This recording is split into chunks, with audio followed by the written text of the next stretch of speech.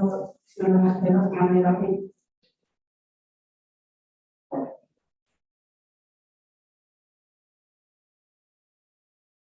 Assalamualaikum warahmatullahi wabarakatuh. Selamat siang, semoga kesejahteraan dan keberkahan melimpah untuk kita semuanya. Amin. Good afternoon, ladies and gentlemen. Thank you for attending the workshop by Journal of ICT Research and Applications, Skill of Technical Writing, initiated by the Institute for Research and Community Services. This workshop is intended to provide a brief framework about technical writing, especially how to write Indonesian to English for all stakeholders of a journal publication. These workshop participants come from students and lecturers from ITB and other universities too. Allow me to extend our warmest greetings to Mr. Sybrand Ziljstra as our speaker, as well as Professor Bambang Riyanto as moderator. Before starting the program, we would like to invite the chair of the Institute for Research and Community Services, Dr. Ziljstra, to deliver opening remarks statement. Dr. Yuli, time is yours. Yeah, thank you, Bu Yulia, SMC. Can you hear my voice? Yes, sir. Yeah, thank you. Bismillah, Assalamualaikum warahmatullahi wabarakatuh. Distinguished ladies and gentlemen, respected Professor Bambang Riyanto, as a moderator, Mr. Sybrand Ziljstra, the presenter for this agenda, Pak Rino Mukti, and all of the members of JICTRA ITB journal. Ladies and gentlemen, first of all, I would like to present my appreciation for this very good workshop, because one of the target of ITB is to increase the dissemination of good quality of research, good quality of academic environment into the publication. The publication will closing the loop of the research activity. The publication is a public report for the public, mainly for the world society, for the government, for the ITB, and also, of course, for the academic community. It is important for us to deliver good dissemination in a good publication, so ITB will have a respected position in the world academic community. That's why all efforts to increase the dissemination into the good quality publication must be supported by ITB community, mainly by the LPPM, the Institute for Research and Community Services. Ladies and gentlemen, that is how I look the paper in the journal.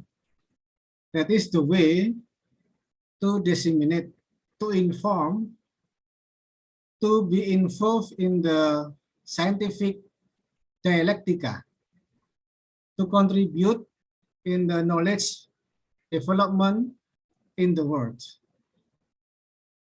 That's why I'm strongly support when yesterday Dr. Munir, the chief editor of this JICTRA ITB journal, came to my office and discuss how to maintain and improve the position of JICTRA ITB journal. Ladies and gentlemen, the participants of this workshop, I hope this workshop will improve, develop your ability to report academic substance into the good quality of manuscript. And then the result, as in line with the ITB strategic planning in our office, Institute for Research and Community Services, we're responsible to increase the good quality of publication and also the citation of the publication. I believe with the good English quality in reporting the research into a paper, I believe this effort will contribute to increase the citation of our papers. Because if our paper is clear, concise, with the outstanding quality of the material, I believe many people will use our paper as a reference. By that way, we can increase our citation. Once again, thank you for Professor Bambang Riyanto, Mr. Sybrand Ziljstra, and Dr. Munir, and all of the committee, and also Pak Dr. Rino, to organize this good event. In the name of Allah, Bismillahirrahmanirrahim, I officially open this workshop. Thank you. Wassalamualaikum warahmatullahi wabarakatuh. Thank you very much, Dr. Ziljstra, to open this program. We would like to request all participants to fill the list of attendees.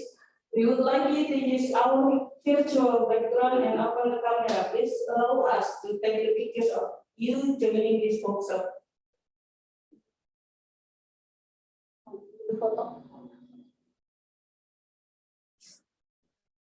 Okay. 1, 2, 3. Okay. For the first page, and for the next page. 1, 2, 3. Next page. 1, 2, 3.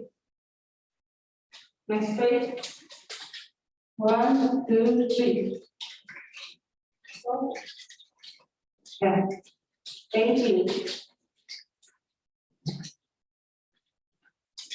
Now we welcome the speakers and moderators to join with us. I will let Prof.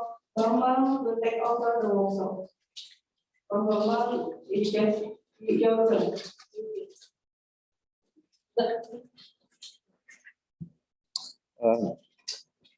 Thank you, Yudi. Welcome to this workshop on scale up technical writing, and we are privileged to have Sybrand Ziljstra as our speaker for today's workshop. So let me introduce Mr. Sybrand Ziljstra. Mr. Sybrand Ziljstra was born in 1961 in Dutch, and he studied philosophy at Utrecht University, and he already involved as a professional editor for books, magazine, and websites for for more than 30 years, mostly about the design, culture, and science. And he moved to Indonesia 15 years ago, and he has been our copy editor for IPB journals since 2012. So we are happy to have Mr. Sybrand Ziljstra to deliver his talk. Particularly, he will talk about how to translate the Indonesian papers into an English one. And particularly, he will talk about most frequent mistakes that was made by Indonesian writer, and how to avoid those mistakes. So without further ado, I will let Sybrand Ziljstra to deliver his talk. Time is yours. Please. Take off the mask. No, yes, you can. Good afternoon.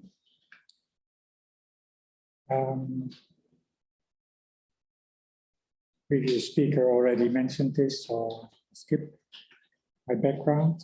First, I'll briefly give a little explanation of the way I look at general environment in which you write as an academic writer. So I see science as a collective process to find out how the world works and how that knowledge can be used. The thing to stress here is that it's a collective process. So it involves many people, all people, researchers all over the world make a contribution to the total collection of knowledge that humanity develops by way of the scientific process.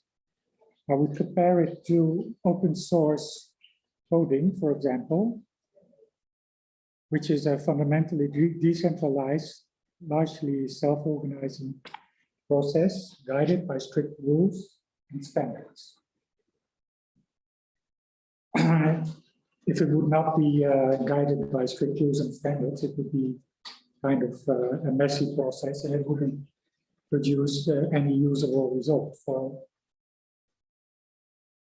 as a researcher, you can choose pretty much your own preferences for which subjects you want to research. There's not really anybody forcing you to do anything, but you do get a lot of help from other people always. It's absolutely not something you can do by yourself, and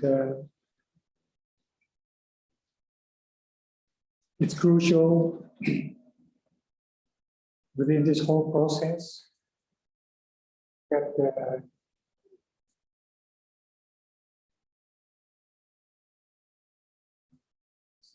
doesn't seem right.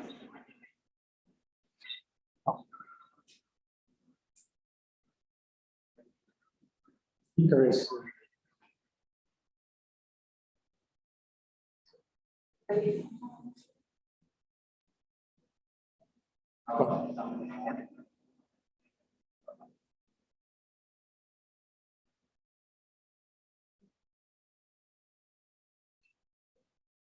okay. Yeah, It's still making noise. So in this whole process of science, the method is what distinguishes it from other forms of knowledge gathering. This is a method that has evolved over 4 centuries and is very robust when applied properly. So this is the same with open source coding. If you don't stick to the rules,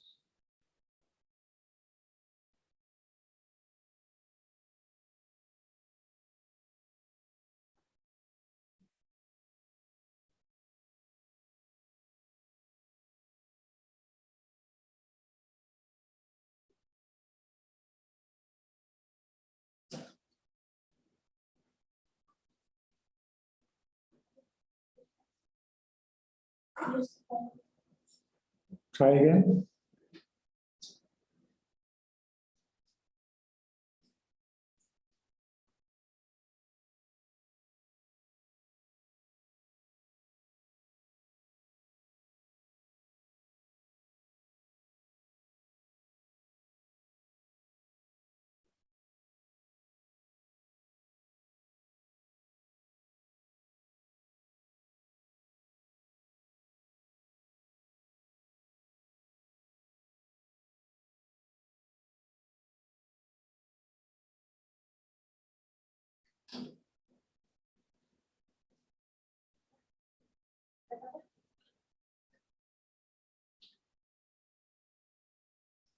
Yeah.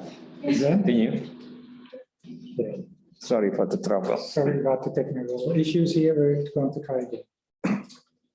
So, what distinguishes science from other forms of knowledge gathering is the method. The method has been developed over 4 centuries. It has to be applied robustly. It has to be applied properly to provide robust results. An important part of the method is reporting your work as a scientist to make your findings public and to enable your method and your conclusions to be checked by other scientists and the public at large. Scientific publications are also used to validate studies and to measure their success.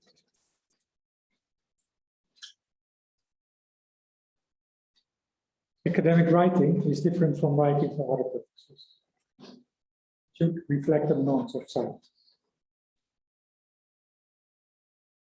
This is not an abstract principle. It can be expressed in a practical guidelines, such as the following checklist from Scribbler.com. Should explain that Scribbler.com is a company that offers professional copy editing and proofreading services for scientists, which I don't know much about, but I think the website provides a lot of good tips and is a good resource in general to see what academic writing involves. So the standards involved and the rules. And this checklist I took from this website. I will give the link to it later on. We give a checklist for how you can ensure that your writing is up to the standards of academic writing. But partly this is also a matter of style. So academic writing is formal writing. The first point is, in the checklist, I avoid informal terms and contractions. Contractions are things like don't. In a scientific paper, you don't say don't, but you say do not. You don't say I'm, you say I am. You do not say isn't, you say is not. So no contractions. Informal languages say like the results were pretty good. You don't say that in a scientific paper. You say the results were adequate. Next point is I avoid second person pronouns, so you don't address your audience with you. It's actually precisely the way I talk now. You don't use this type of addressing someone. Instead, you say you avoid doing that altogether. You avoid emotive and exaggerated language. I think it speaks kind of for itself that you do not exaggerate anything about your findings or about the way you work, and emotional content is probably mostly irrelevant in scientific research. So you do not use that. Then you avoid redundancy, redundant words and phrases. Redundant means you do not repeat yourself. You do not say the same thing more than once, only using different words. I have to say this is kind of a serious issue when when you're writing and you lack focus, you sort of forget what you already wrote a page before or 2 pages before. You really have to be attentive, and the only way to pick that out in the end is to, for me personally, would be to let the paper lie for a bit, for a couple of days, and then read it as if you were not the one who wrote it. Try to take a third-person perspective of your own paper, and then read it patiently and see if you find any of these instances where you actually are repeating yourself. Next point is avoid unnecessary jargon and define terms where needed. So jargon is technical language that is used among your own colleagues, which is not understandable for other people. This sort of, I think you should realize that you're not necessarily only writing for your peers. It often is the case that you're actually probably only one of the few people in the world who's really expert on the subject you're writing about. And also, say within your faculty or your research group, you have a way of talking about the topics at hand in a language that is not understandable for many other people. I think you should try to make your audience as wide as possible without going too far. So defining terms, I think in general, I see that that is correctly done in the papers I see. So it makes sense to do that. Especially, especially in the case when certain terms are not strictly defined, that there's no strict agreement about how specific terms need to be defined. So you have to specify in what sense you are actually using specific central terms in your paper. Next, present the information as precisely and accurately as possible.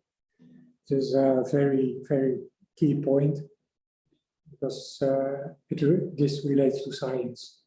Science is the scientific method is very much about being precise and accurate, and your writing should reflect it always. Using appropriate transitions to show the connections between your ideas means that if you set up an argument, that you cannot leave out, say, one part of the argument. You cannot skip to a conclusion. You should always be careful that the reader will be able to follow you, and also that your reasoning is sound, that it is displayed that way in the paper. The text is logically organized using paragraphs, so paragraphs are a way to cut up the text so that it's not a big mass of text. It provides some breathing space for the reader, but it also provides a possibility of separating separate parts of your argument so that the reader does not get lost in what you're trying to do. So each paragraph is focused on a single idea expressed in a clear topic sentence.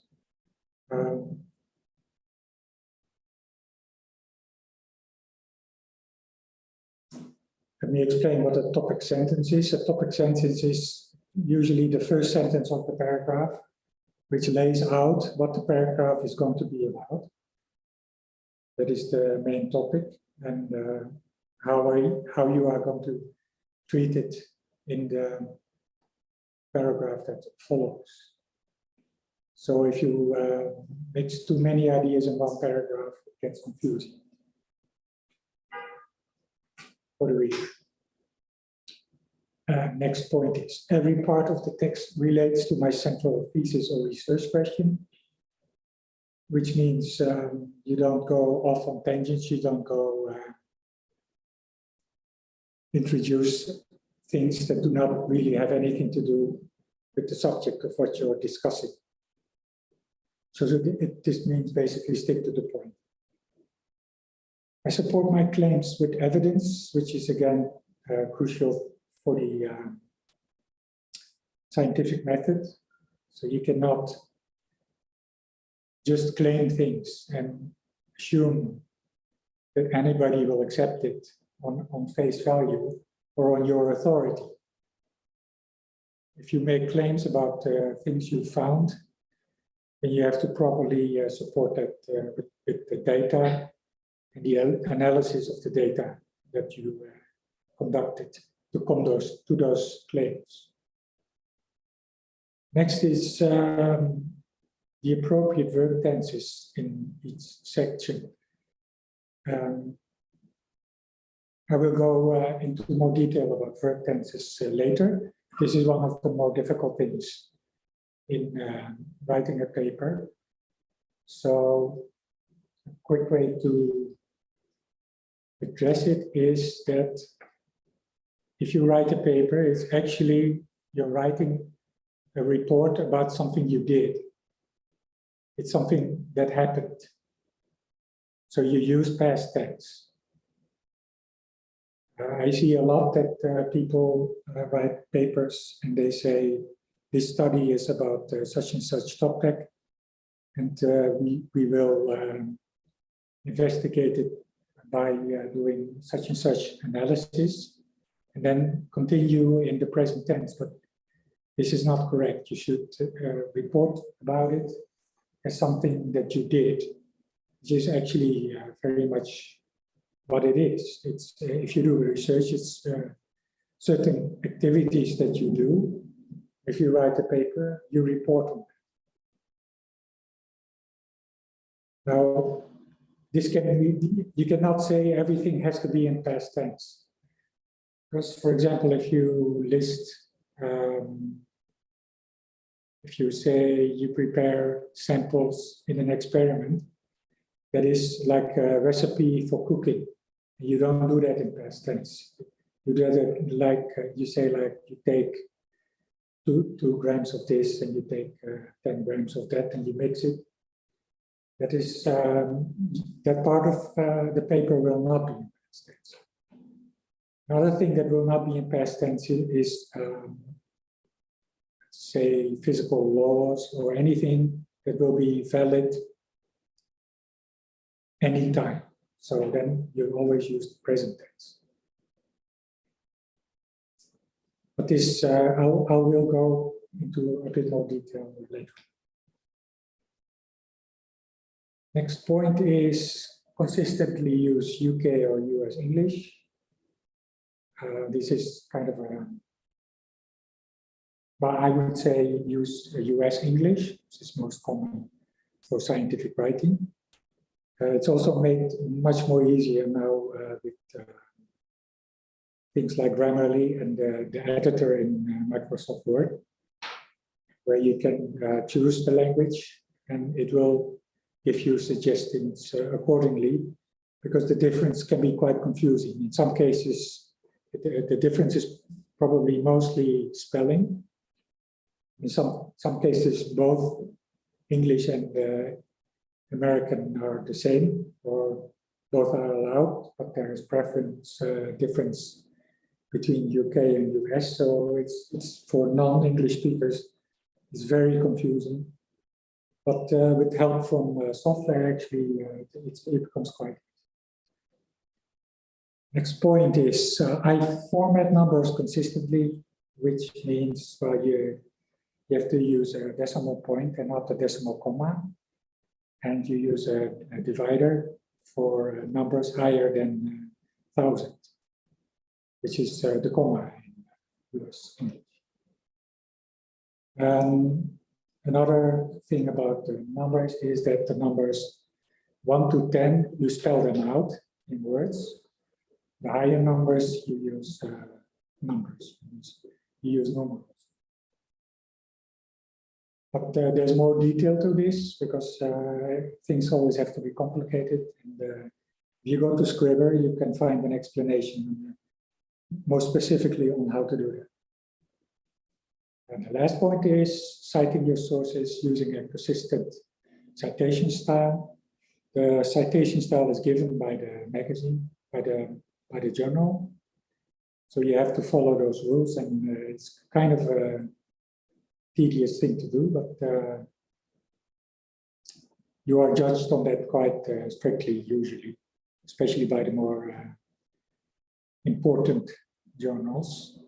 So there's really no shortcuts there, and there's a lots of details involved about commas and italicization and how to abbreviate things, which I won't go into, but those are all things that you should look into carefully and then follow.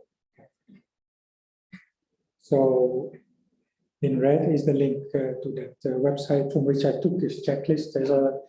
There's a lot more information that I think can be very helpful that you could read before you start writing, but also when you want to look up things, if you want to make sure that you do something correctly from a formal point of view. So this, I already mentioned this briefly. Every journal, every publication has its own style guide. They're very often different in details for different publications. They choose their own and they tweak them to their own liking, which is kind of strange. There are some that are very generally used, like the Chicago or the APA. It's different for social sciences and exact sciences, but it's something you have to take seriously. So they concern spelling, typography, reference format, etc. So typography is what type of quotes you use, or the italicization. It also has to do with the layout. And because a journal will usually provide a master document that you can use, these things are sorted quite easily in practice, but they can be tricky too. I think mostly Microsoft Word is used, and it's a very powerful program, but things can go wrong in a very strange way sometimes. It's kind of necessary to be an expert user of Microsoft if you want to be able to control that properly.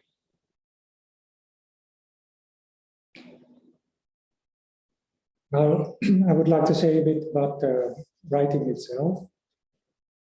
Writing, especially academic writing in a language that is not your own, is not easy if you're not used to it. So this is, of course, something that students who have to write a paper are confronted with. They have never actually done that before, and it's not an easy coat to wear, so to speak. It's something you really have to get used to, and practice is probably the best way to get better at it. But your first paper is always going to be your first, so that's just going to be hard. I would say, like, what makes writing in general difficult and what makes speaking easier is that speaking is less permanent. There's an audience you are addressing, so that feels more natural. Words come almost automatically. If you have an audience, you don't think too hard about making mistakes or that kind of thing. And when you're speaking, it actually doesn't, it actually matters less because your words are gone as soon as you've spoken them, and they only stay in the memory of your audience, and after a while it will fade, and the chance that they will scrutinize what you said is actually quite small, even though maybe now with podcasting and Zoom conferences, this could change. This could mean a change in the way we treat spoken language too. But because of this awkwardness of not addressing actual people that are near you, it can be helpful that if you are writing, to imagine a specific person to represent your audience. So you imagine someone you are talking to. This is kind of like a trick that many literary writers also mentioned that could help. And this person that you, this imaginary person, you would choose them. I think the best thing is probably a teacher that you trust and that you like, that is about the level that you should address them. If you would choose, say, one of your fellow students or one of your colleagues, then maybe your level would be a bit too low. You would be too easy on yourself, probably. So I think it's better to talk to someone that you feel responsible.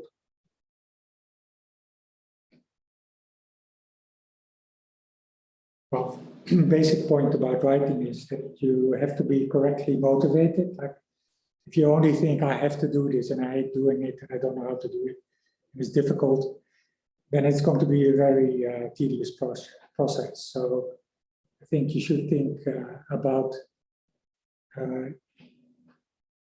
the research that you did as something, if you've done it properly and you're ready to write a report about it, you should have reached this point, because I don't think if it's premature you would start writing. I think you should reflect like, I did this, I did a good job, now I'm going to tell everybody what I did, and I think it's worth knowing. This way you also tell yourself it's worth taking the time it is required, and also explaining everything properly. Practically speaking, I think always it is better to write in English and not think in your own language, think in Indonesian, and then try to translate it, because that can trip you up. If you can find it, it's also probably, you're going to get stuck in trying to find the right translation for a word. Whereas if you start writing, thinking in English, you just use the vocabulary that you have. And I think that is a better starting point. Then later, if there are gaps or there are points where you actually really don't know a specific word, a technical term, or a really specific translation, then you can always look it up. Another way you could work is write it in your own language and use Google Translate and translate it, and you get a pretty good rough translation, but it's actually quite tricky. If I see the results, sometimes I can feel that an author has used Google Translate, because what Google Translate does is if you use the same term very often, it tries to introduce synonyms. And you don't actually want that. That's one example in which way Google Translate will give you probably a confusing version of what you're trying to say. So I think you could, I use Google Translate personally to get a good basic version of what of the article I want to translate. It spares you a lot of typing, and but then that's basically when you have a ready text. So if you're writing from scratch, I think it's better to write directly.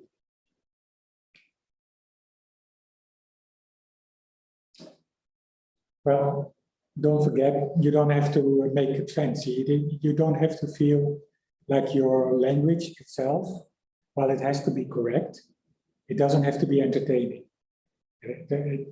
It's of course better if you have a good writing style. Of course, that's better, but you don't have to use any flourishes or or any language to make it prettier, because that is not the point of a scientific paper. And there's a good chance that you'll make mistakes if you try to do that. I see what I see often is when an author tries to emphasize, saying like using words like however or even though, so there's like a contrast between two statements. If you make that contrast too strong, because it's not actually there in the things you are saying, then it gets very confusing for the reader, because they think, they feel like there is no contrast, there is no but then there's still this stress on trying to make you see a contrast that isn't there. Next thing I would say, avoid complications. So this is if you have a simple word available to say something, or a simple way of saying something, use a simple way to say it. Use short sentences. And it also means, like, if you start making a sentence that is growing too long, then it's better to look back and say, at what point can I actually break the sentence up and make two sentences out of it? Because for one thing, a long sentence is very difficult to follow for someone who is not as versed in the subject as you are. But it's also very much easier to make mistakes because the end of the sentence is so far removed from the beginning of the sentence. I already said this one before, and take your time, because it takes time. My experience is writing is to a large extent rewriting. So it's maybe easy to get a version of your paper ready in a relatively short time, putting everything together, but to make it really good, make it really tight, and to remove all the mistakes, you have to go over it and over it and over it, and just let it lie, just so not look at it for a couple of days, pick it up again, and look at it again with fresh eyes, so you see mistakes that you don't see anymore after you've been working on it for a long time. So if you say, work 3 days on your paper in a row to get it done, then after a while you don't see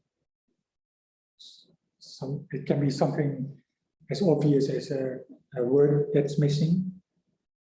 You don't see that anymore because your perception gets used to the word not being there, and then you just don't notice it. Again, practice makes perfect. The more you write, the better you get at it. This is actually also specific for academic writing. So if you write lots of emails, or you write lots of apps or whatever, that kind of writing doesn't really help you a lot in your in writing a paper, because writing a paper has so much to do with laying out an argument and properly representing everything that is involved in describing the research that you have done.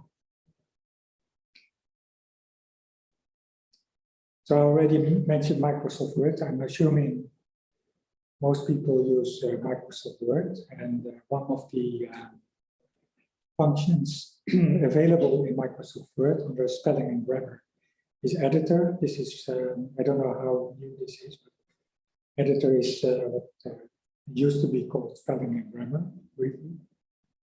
And the editor will tell you your spelling mistakes. It gives you a percentage. Tell you your grammatical mistakes, and it will tell you something about conciseness. I will show you, I will give a demonstration later on Microsoft Word document, show you how it works. An alternative for editor in Microsoft Word is Grammarly, which is advertising a lot on internet, so you get confronted maybe with it. I tried Grammarly, and I find it works almost the same as Microsoft Word, but I find it a bit unreliable as a piece of software. So it often doesn't do what I expect it to do. That annoys me a little. So I wouldn't necessarily go for Grammarly. And Grammarly also, there's a free version, and Grammarly offers a paid version with extras that you don't need actually as a scientific writer. Those are more for people who want to write pretty words, say literary, or nice letters. Another thing you might use in Microsoft Word on the spelling and grammar is synonyms. So synonyms are words. If you're looking for the right word in a specific case, it can help to see words that have the same meaning or almost the same meaning. So that's a way of trying to find the exact right, or maybe use a different word in case you've used the same word often many times in previous sentences. Track changes is another tool in Microsoft Word that you will have to be familiar with. If if I work on a document, I will send the edited document back to the journal. They will send it back to the author, and you will be able to see all the changes are made through track changes. The track changes is a bit of it tracks all changes, and sometimes it shows you things that, say, in my case, I haven't changed at all. But, so you get like maybe 500 changes in one document, and actually only 200 are relevant. So it's a bit annoying that it gets very difficult to go over every instance that was labeled as a change. Google Translate, again, you could use it to just translate a piece of text. But you can also use it to check if you've used the right word. So Google Translate will give you, if you type in the English word that you used, it will give Indonesian translation and different options for Indonesian translations. You can also use it in a way of reverse engineering, or actually that is the way of reverse engineering. You can also use it, of course, to just plainly translate. Google search I use a lot to make sure that if you use a specific expression, if it's actually correct. You use the quotation marks to make it a literal search. And then you can see how other people use it, or if it's actually used in a scientific context in that way. I also use it a lot for words that I find suspicious, like is this really, it feels like strange to use this word in this way. And then I check it, and then it can turn out that it's actually a common way to use that word in a specific context, specific scientific context. So I use Google search actually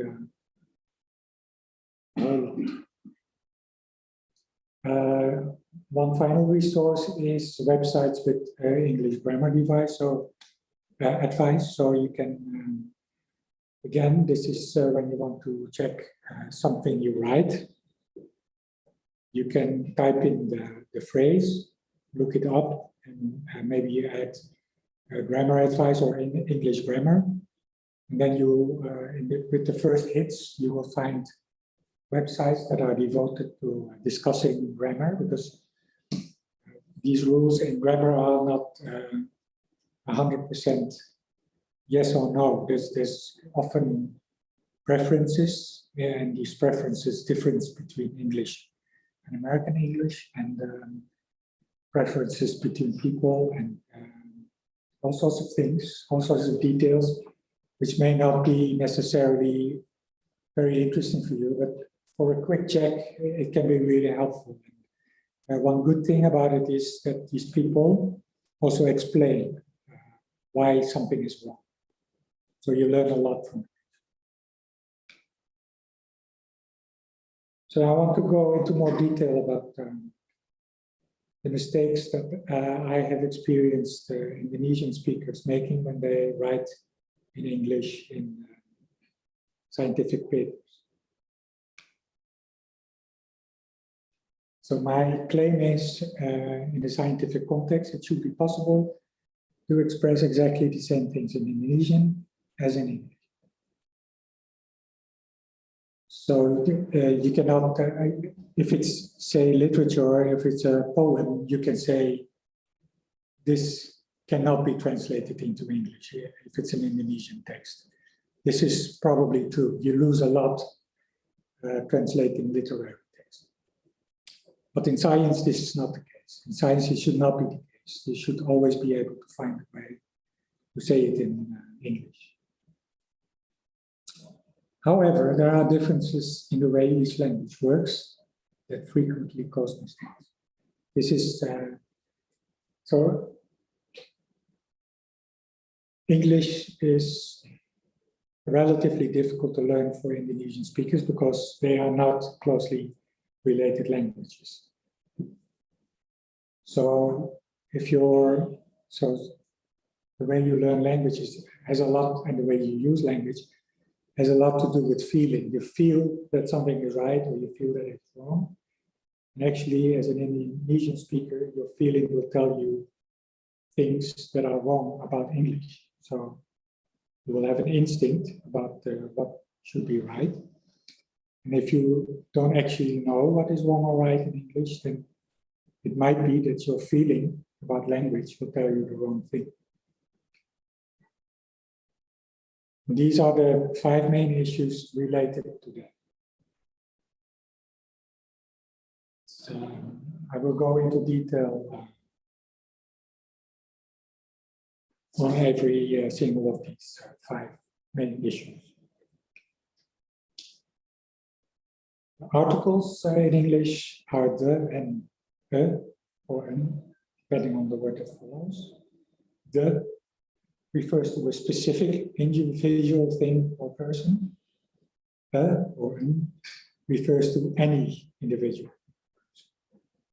So if there's a book lying on the table, I will refer to it, the book that is lying on the table. I do not say a book that is lying on the table. You could say there is a book that is lying on the table. And it's a non-specific book. A book that you're actually more saying the object that is lying on the table is a book and it's not something else. So in Indonesian, you treat this differently. You add nya after the noun. And if you say it's much more emphatic. You say sebuah, sesuatu, to indicate that something is a non-specific object. So what I experience is that articles are often mixed up or missing. So the author uses the instead of her or the other way around. Or they don't use article when there should be one. And I think Indonesian is more forgiving in this respect. But in English, you really have to stick to it very strictly. Otherwise, the language gets very confusing. And this would be something that does not feel wrong in Indonesian, but it definitely feels wrong in English.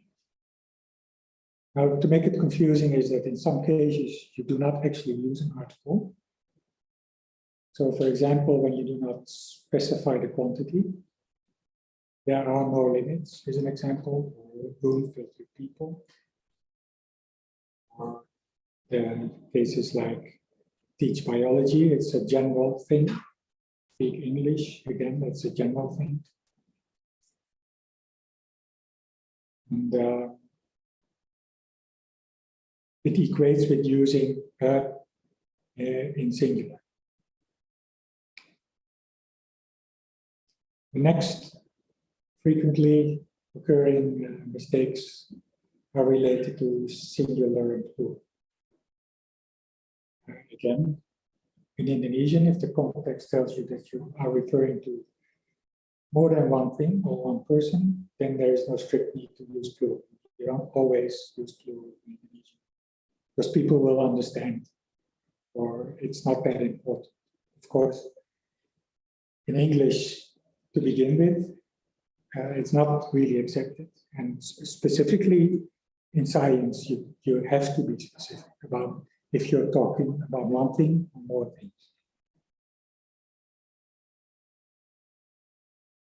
So the example I give is that in Indonesian, ada batasan can have two different translations. There are limits, or there is a limit, which in the scientific context are two different things.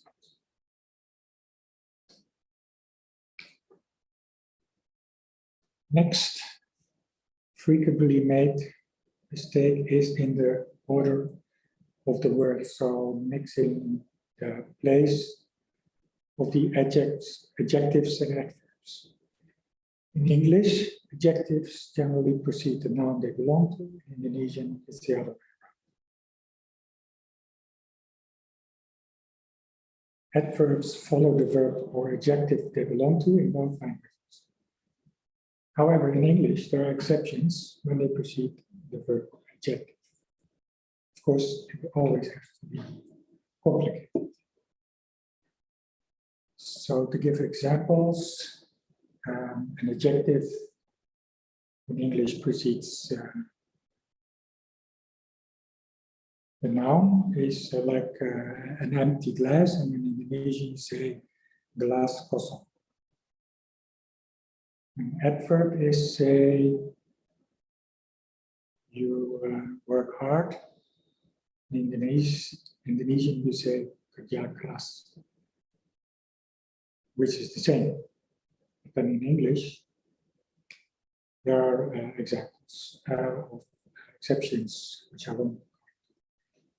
Related error is using the adjective as a noun. So this is where an Indonesian author makes a mistake because he's confused by the fact that the word order in English is different than in Indonesian. So I give this example.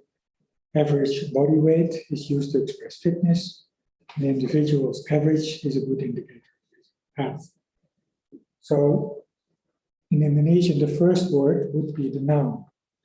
But in English, it is actually the last word, or the two combined last words.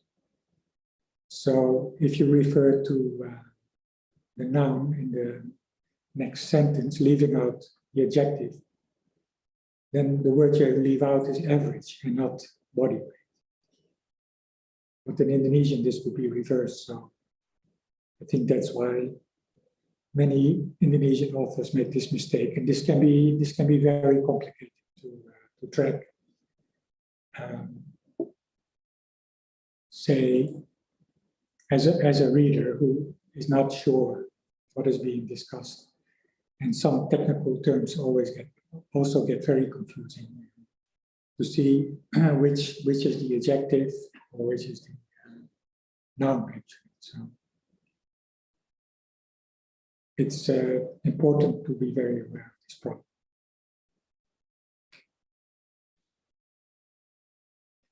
In English, adverbs are an adjective followed by "ly." Say bad and badly. She is an example. She uses correct spelling. She spells correctly. So this is what an adverb is. In Indonesian, there's no visible difference between adjectives and adverbs. This can lead to an adverb being used as an adjective or the other way around. I have to think of an example.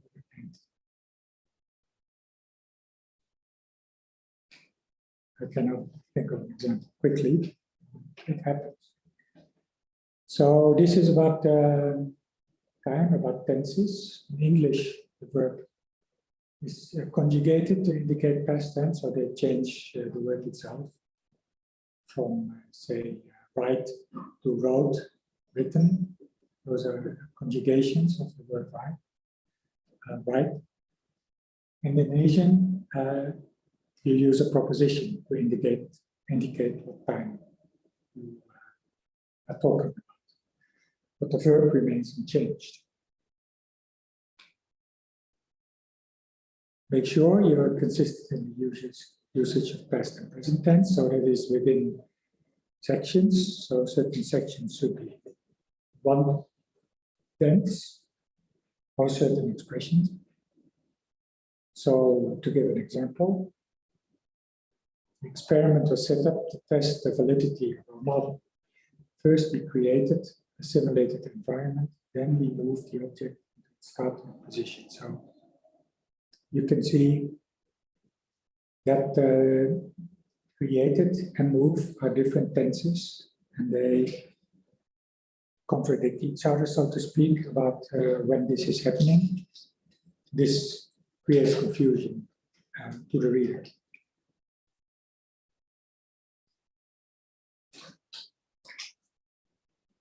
But it's the subject of tenses in English, because there are many. You also have would have been and should have been and had known that. So these are all compound tenses, you could say. It's a really difficult subject, and I think it's also really difficult to get a grasp on for authors. So in general, I would say past tense and present tense are the most used in scientific papers. So I don't think you need to worry about it a lot, but it can happen that it gets more complicated. And,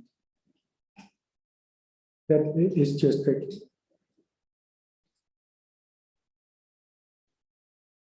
So again, I reiterate that a scientific paper reports a research that has been conducted. This is something that happened in the past. Referring to the research activities that were carried out, for example, an experiment or the development of a model, we use past tense. Describing a standard procedure, you use present tense. For example, regarding the preparation of experimental materials. Describing the application of mathematical formulas, you use present tense.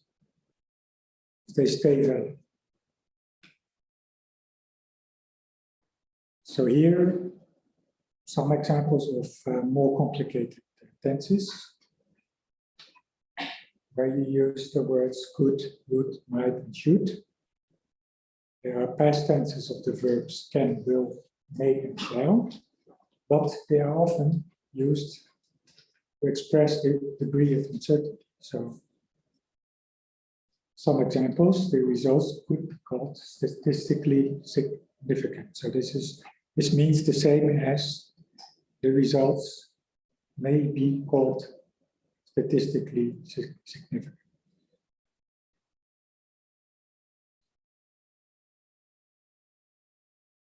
So if you want to say that the results are actually statistically significant, you have to say the results can be called statistically significant. Or you can also say the results are statistically significant. You only use could to express uncertainty.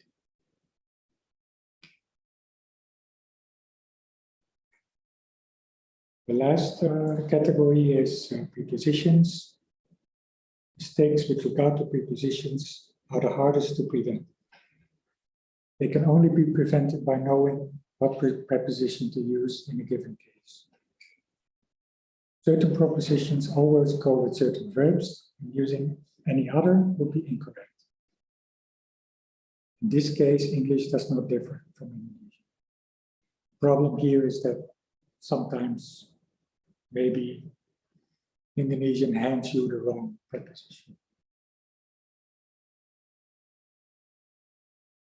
There can also be different options that are correct without changing the meaning. So compared to and compared with means exactly the same. They're both correct. But sometimes, if you use a different preposition in an expression, you change the meaning. So fly in and fly into are different things. Fly in means you fly in space. Fly into means you fly against something, you hit something. Or you fly, say, from Indonesia into Malaysian air as a territory. Sometimes similar words have a different mode position. This is confusing. So comprising and consisting of mean the exact same thing, but comprising does not use preposition. Seen as and considered means the same thing, but in the case of considered, you do not use as. Although you see it a lot, considered as, and it can actually in some cases be correct. But as a synonym of seen as, it's considered. Then there are miscellaneous issues that I encounter a lot. Acronyms are like abbreviations of terms. The previous example I mentioned, average body weight, you could abbreviate it to ABW. Now, if you spell out, so what you usually do in a paper is when you use a specific term that consists of concept that consists of more than one word, say average body weight, and you use it all through the article, then you mention it, and in brackets you mention the abbreviation, you mention the acronym. In that case, the word you are referring to, the terms, they're not always a proper name. So in that case, you don't capitalize the words, which you would do if it's a proper name. Proper name is like ITB. That is the proper name, the name of an institution. Then if you abbreviate Institute Technology Bambang to ITB, then you write capital ITB. In the case of average body weight, you do not. This is not strict, because it's not always clear. Say often methods have a proper name, and then you would actually use capitals. For example, ANOVA, actually, say if I say ANOVA, which is what does that actually mean? It's not a good example, because it's also so common that it's not considered a proper name. You want to share the method? You want to share the method? Not yet, no, I still have some, sorry. Okay, I will go to the next item, titles, versions, captions. This is a style issue. So the rule for me is the title has capitalization of the first letter of the words and no dot at the end. The caption is a sentence, so it starts with the capital of the first word and it ends with a dot. But in some cases, the style guide tells you to do otherwise. Paper versus research is when you start writing a paper, you say in this paper, we do this and that. But it's actually not in the paper that you're doing that. It's what you did in the studies. In the paper, you discuss the research. So you have to be a bit careful that paper does not mean study or research. Paper means article. It's the thing you're writing. So you're not doing the experiment in the paper. You did the experiment in the study. An issue I've found is that, I don't know exactly why, but an author saying many, when I would think they should use several. So many is more than, say, 10 or something. Of course, this is context dependent when something is many. But if you say many researchers have investigated such and such subject, and then you proceed to mention 2 names, that is not many. 2, I don't think is many. It's almost never many. So I don't know why Indonesians would suggest that you would use many instead of several. I don't know really the reason for it.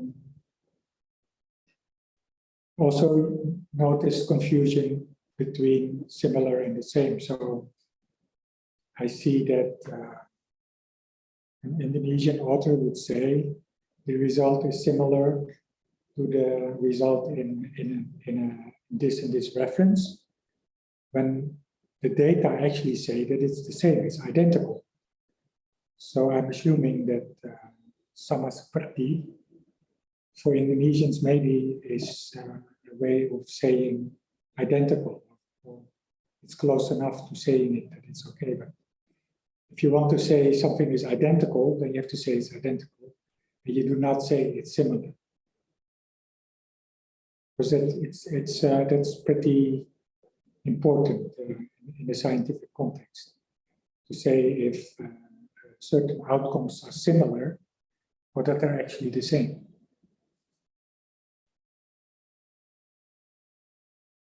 Another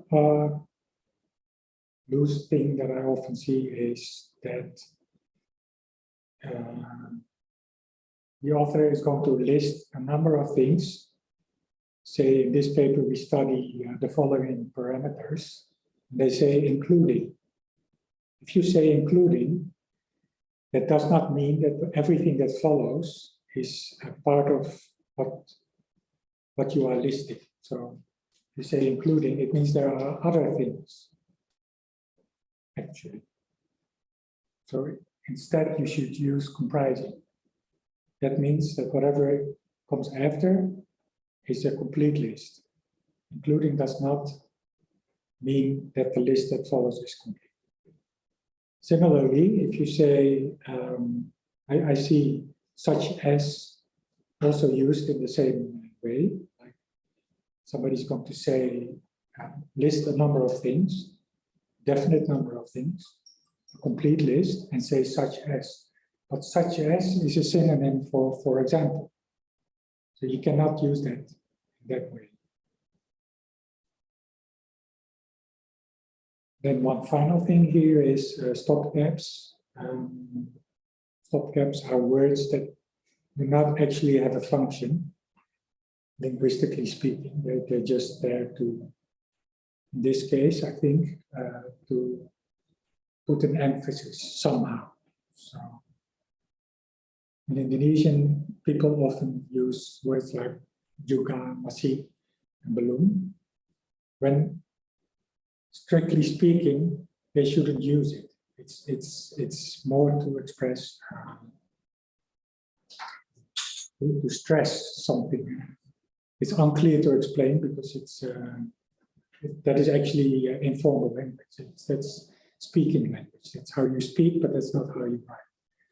So what happens when they end up in the text, that they cause confusion, because if you say also, you create the impression that there's a relation between two things that there is not actually.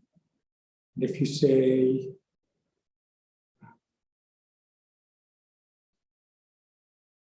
that something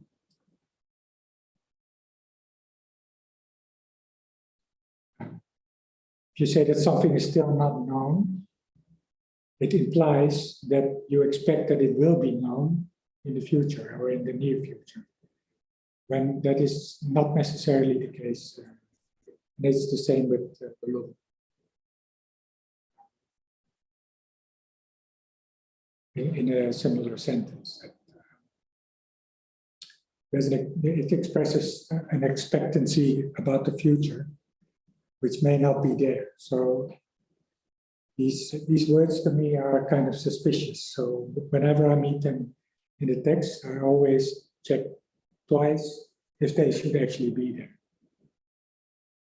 And it's not always possible for me to tell. So there is an added difference.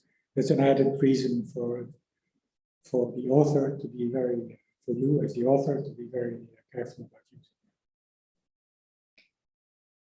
using. So now I want to give a demonstration of myself working on a Word document. So this is a document provided by JICTRA. So I can show you when I copy edit a document, how that goes. And I will try to explain what I'm doing. So let's share my screen. And I hope that works.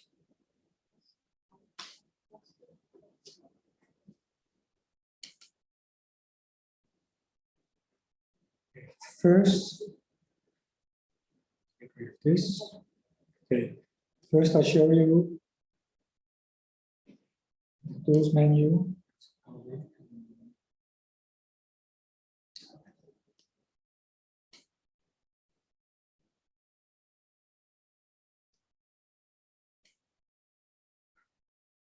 This is the normal view. If I go to spelling grammar, first option is editor. Then you get this panel on the right side.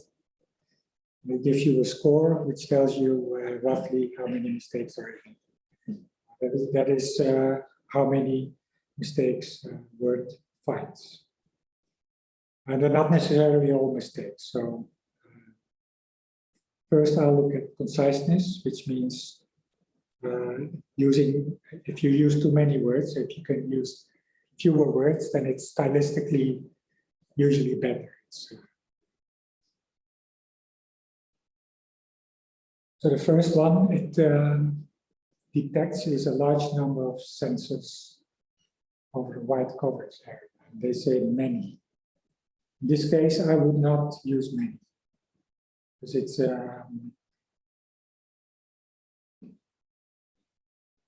I would say it feels unscientific. It feels too vague.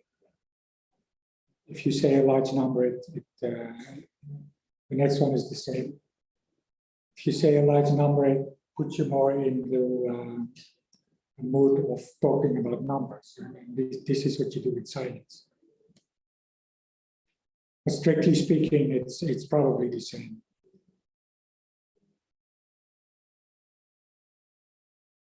In this case, I would have no preference. My own preference as an editor is to keep the words that the author uses out of respect for them, and also maybe they have a reason to do that. That is correct, and in this case, I don't see how if is better than as long as. So I would leave this.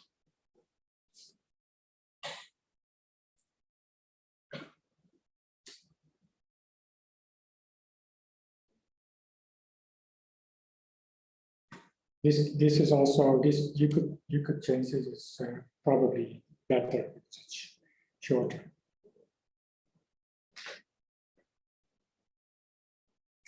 This is again, it's quite uncertain for me. I would just leave this. I think the suggestions in this case of Microsoft Word are too aggressive, so to speak. It's actually, you should really see it as a suggestion and not as a correction.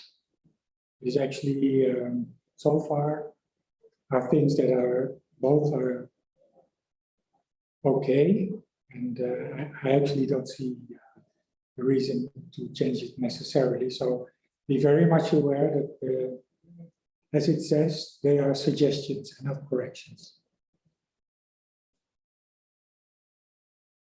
I think in this case of particular note sensor, it's important to keep it. I think in normal language, you can leave that out, but in this case, this extra stress is needed.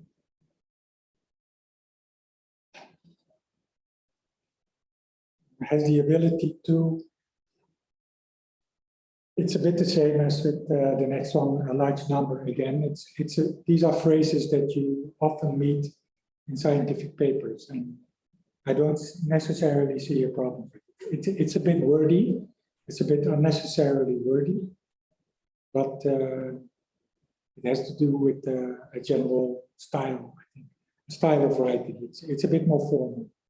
And,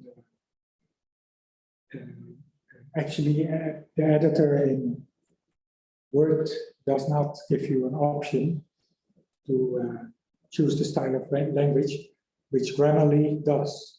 Grammarly lets you choose formal or informal, and I believe another one to adjust the suggestions that it gives. So it looks like Microsoft's word suggestions are more leaning towards informal pitch.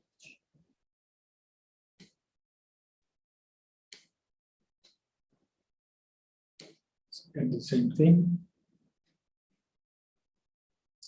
It's the same thing. You can easily change it by clicking.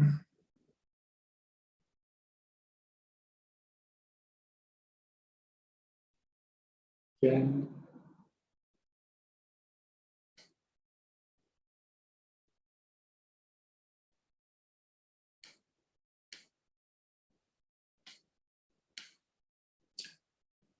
So from the 18 suggestions, most are actually many are the same. So it wasn't so bad, so to speak. Now, grammatical suggestions, it doesn't like the dots, so it's understandable. I don't know actually what it sees here. Oh, it wants a question mark.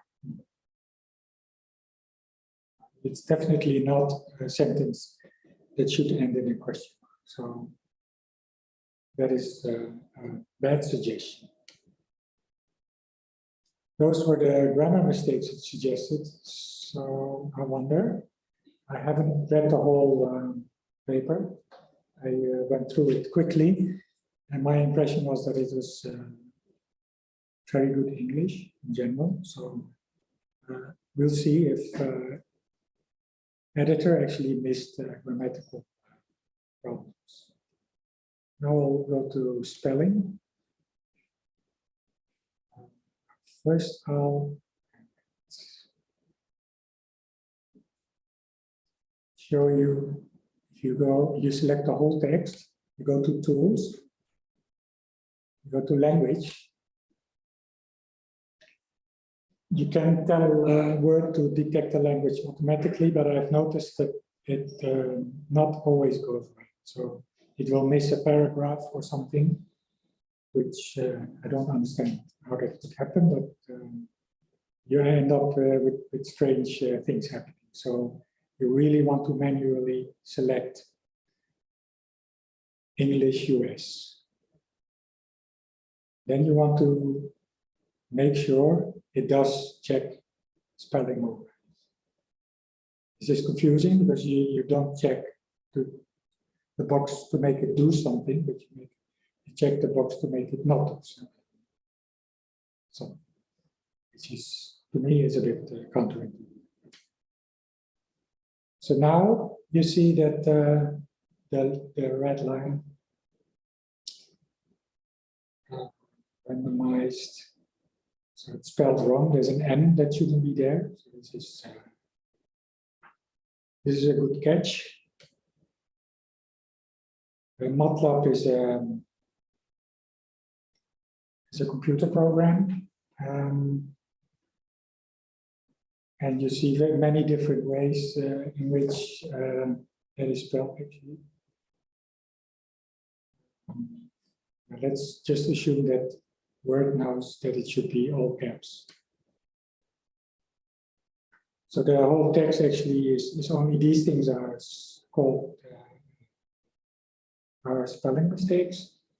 So in the reference list, what you mostly find is that all the names are detected as suspicious. But there's no way of knowing if there are spelling mistakes in names. That is a tricky thing. You just have to copy these names very accurately. But here I find, I will go through it anyways to see if there's any typing errors, and the perspective indeed is a typing error.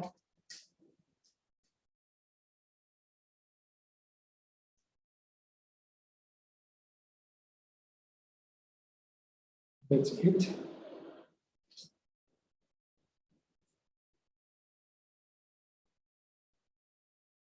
So if I now do ignore all,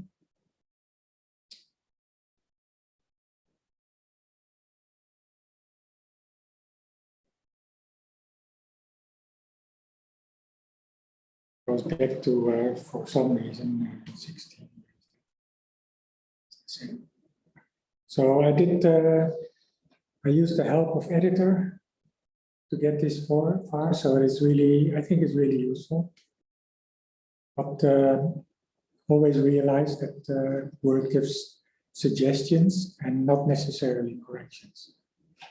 So yeah, there's no way of going to it really quickly, like a click, click, click. I'll just accept everything. We will have to look carefully at every suggestion that it makes. So we do it manually. The first thing I noticed when I opened the document is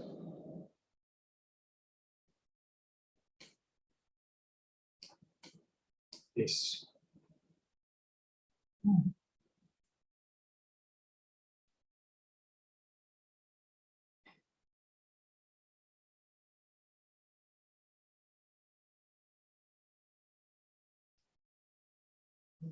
This email address is not going to work if you use it. So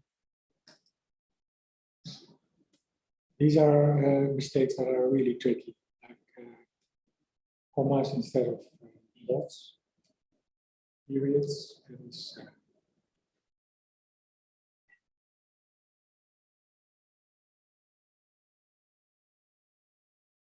But it's actually a big mistake, almost always, and not always easy to track. So now I'll proceed reading the text itself.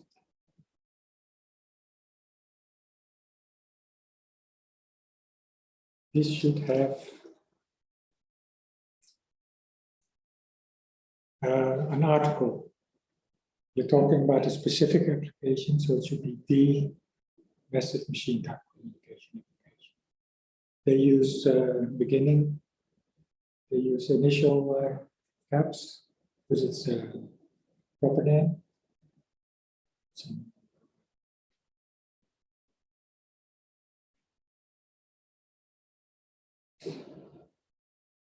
I would say in, so this is a mistake in proposition. Maybe I would even say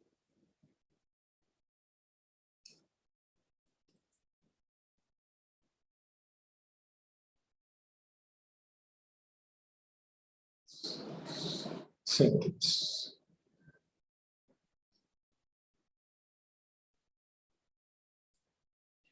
In this case, wireless sensor network is not a proper name. Wireless sensor network is a term. So you don't have to use the capitals, but you can use the abbreviation like that, the capitals, in the rest of the article. So you, with this, in brackets, you indicate that in the remaining of the article, you will use this abbreviation for wireless sensor network. So in this case, you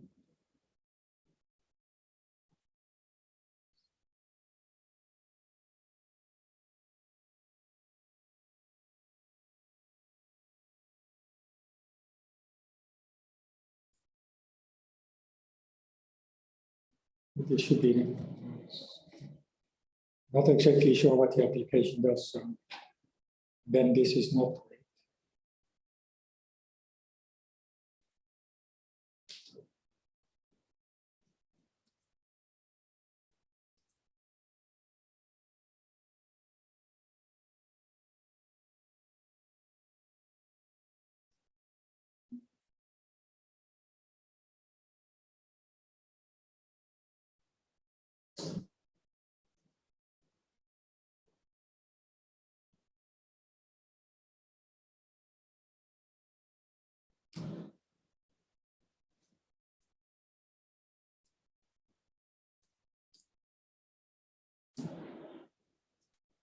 I really have to read this to see what they're describing. So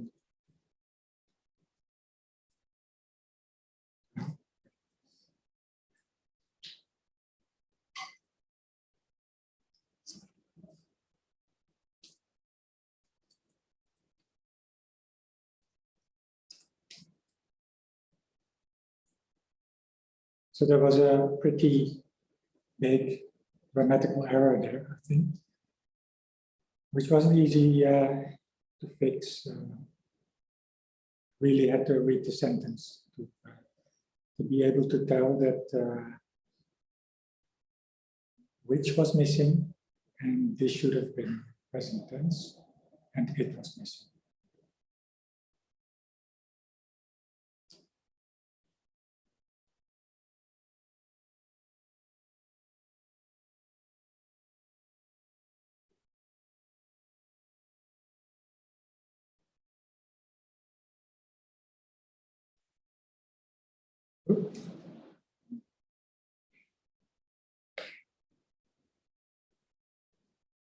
I think this is not necessary.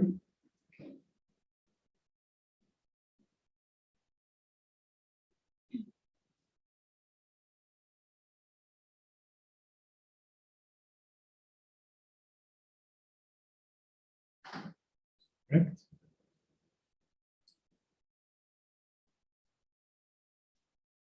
So here you see in this paper, and next you see in this research. So this is correct actually.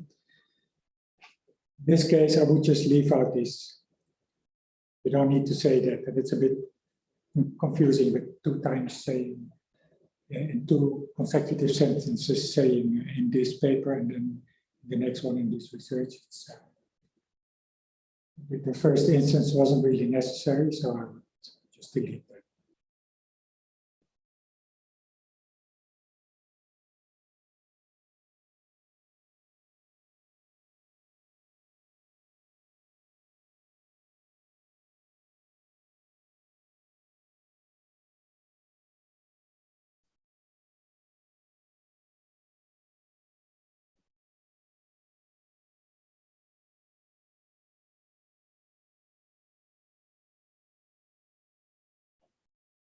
I'm not sure about the terminology used here, but I would use the brackets to make it more easy to understand quickly.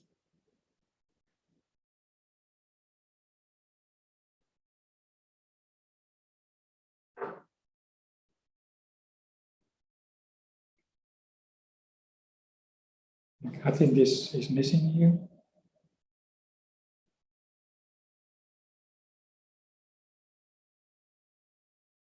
This is what we have here is an interesting mistake. So if you say, in this case, analysis performance has been done, it means that somebody else did it, actually.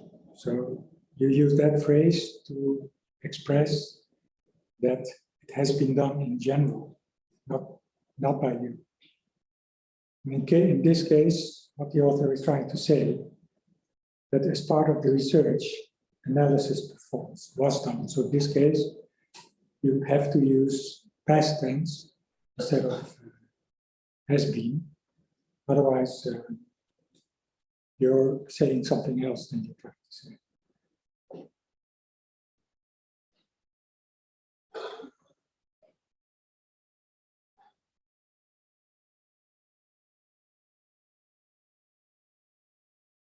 This you might make.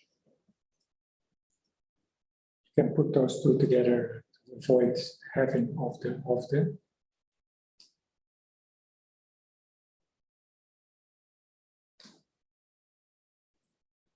Here you see a mistake related to plural and singular. So simulation is singular, but if you talk about a series, then you know that it's not singular. So it's simulations. It's a series of simulations. This is again should be as done, because you're referring to the investigation that was done as part of the research.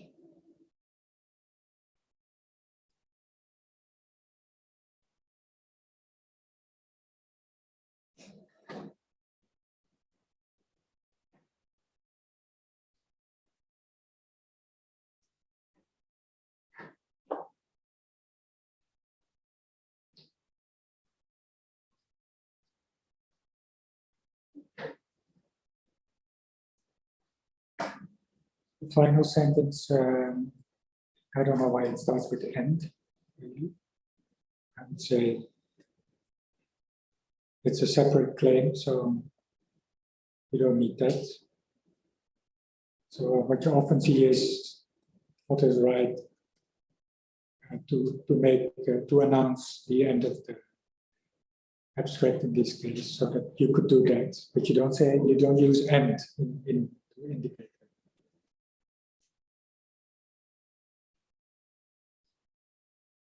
I think I see now what's wrong with this. This should just be. So initially, what you see here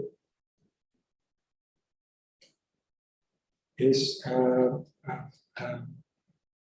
mistake concerning the word order.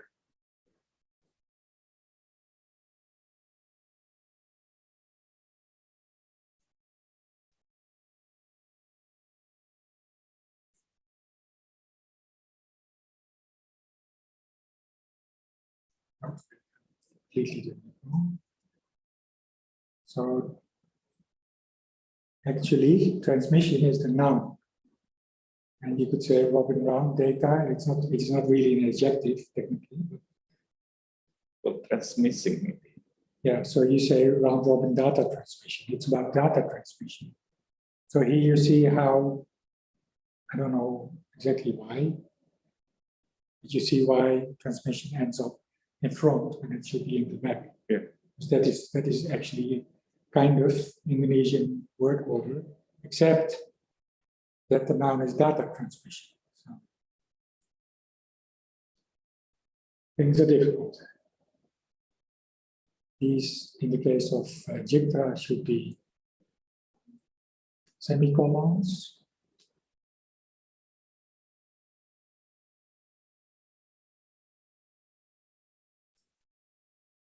This sentence is okay.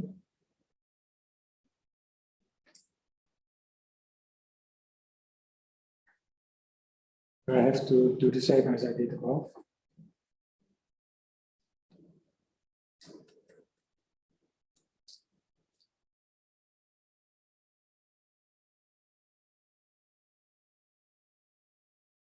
Actually, if you already announced abbreviation, you don't have to do it again.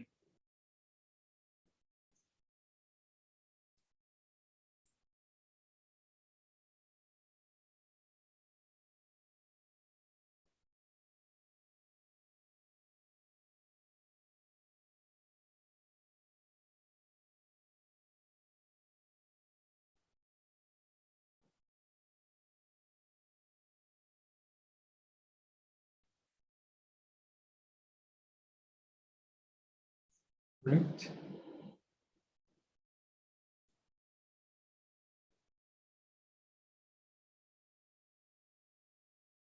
This is a bit of a clumsy sentence.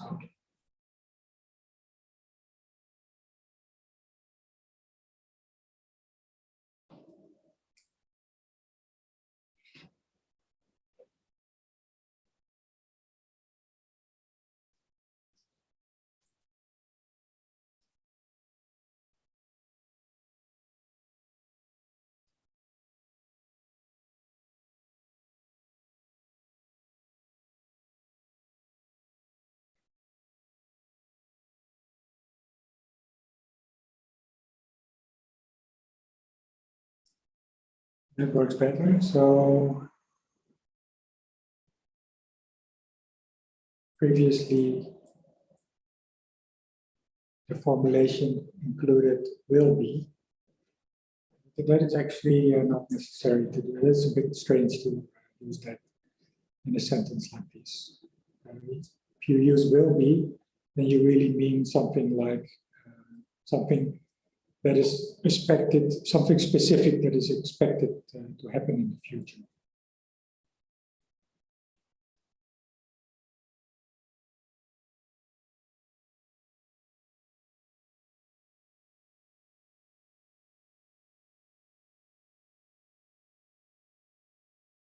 That's correct.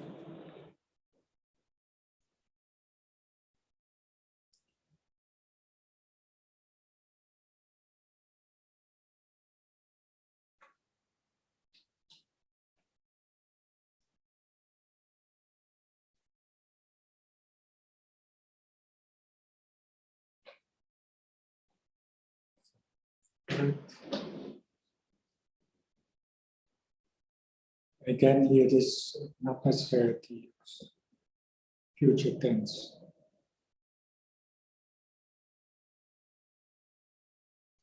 Then this is not necessary. More or less wrong.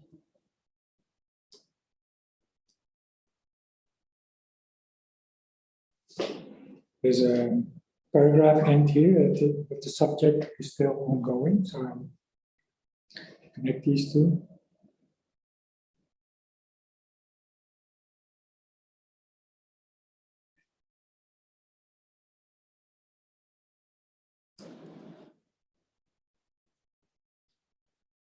This comma is not necessary. Now it's kind of odd to start a sentence with the reference symbol. So in this case, you can add the abbreviation for reference.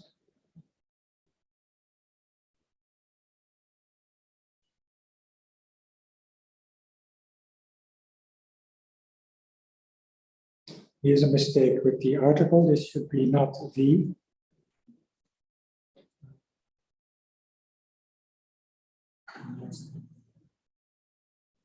Should be because there can be many different. Now in this case, I see a word here which I'm not sure if that's correct.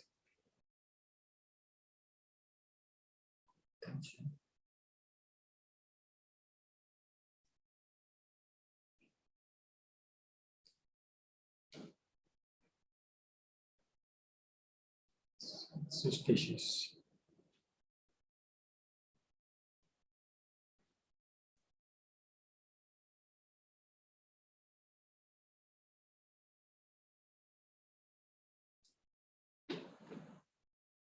What I usually do, but I'm assuming you all know yourself what you're talking about. What I do is type the phrase in Google search.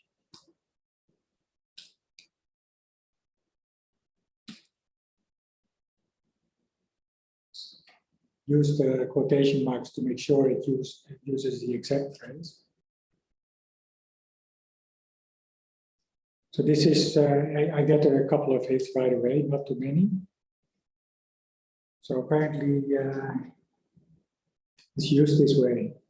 So that's okay with me.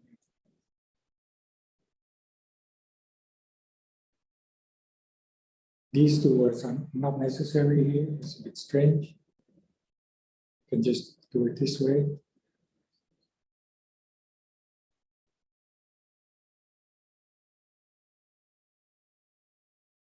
again, here this should be an adaptive method instead of the, because there are many different adaptive methods, I presume. He doesn't use capitals, so adaptive method, it's not a proper name, so it doesn't suggest that there's only one that is called that. So this should be instead of the.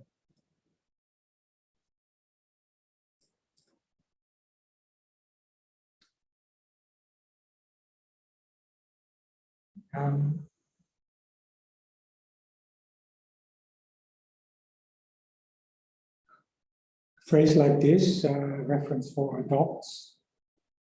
I think you should use present tense here if you refer to source, to a reference in the literature, because the reference is still there. It's still, if you check the reference, then you'll see that it adopts such and such.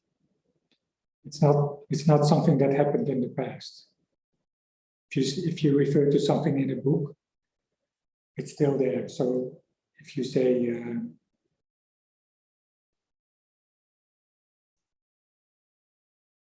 in a specific book, it says this and this, then that's present tense. So also if you quote from a book, the author says it's present tense, usually. I think that's the most common way, most clear way to do it. There can be instances where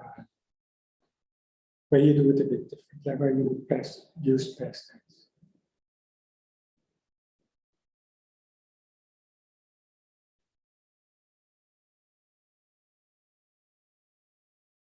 That is, I don't understand.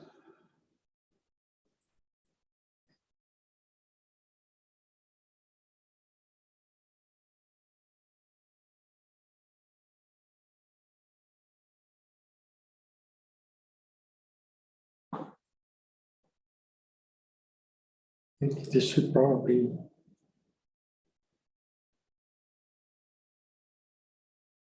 be left out, the procedure thing.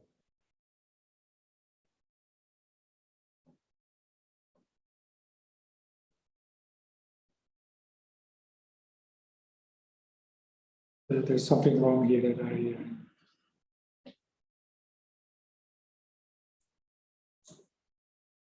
this is very complicated because I don't know what it describes, so I cannot really correct. So I'm sure the sentence is not correct, but I think I should really have to look deeper into what they're trying to describe. And I would use Google, but this would not be a problem.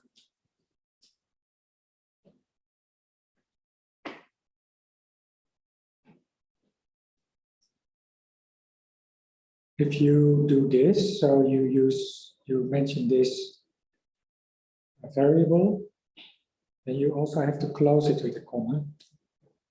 If you do it like this, there should be a comma there.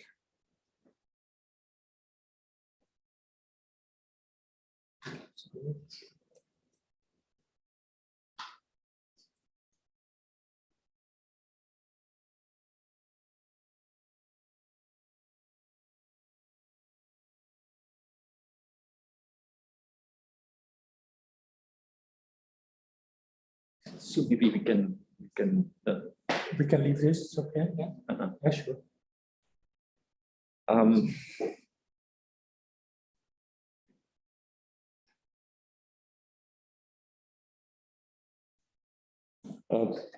Thank you, Sybrand, for inspiring talk. And I would like to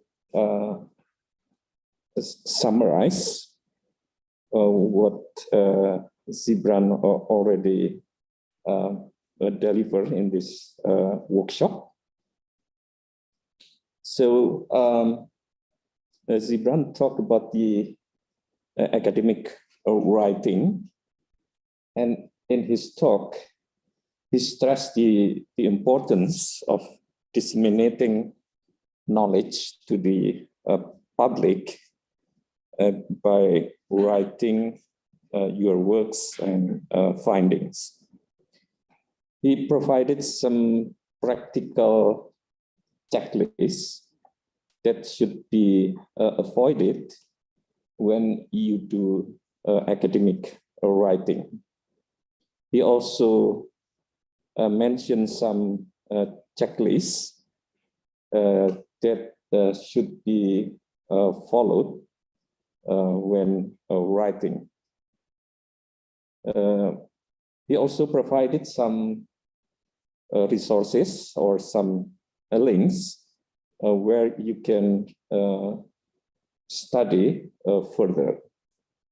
He also stressed that as a writer, you follow the style guidance of each journal.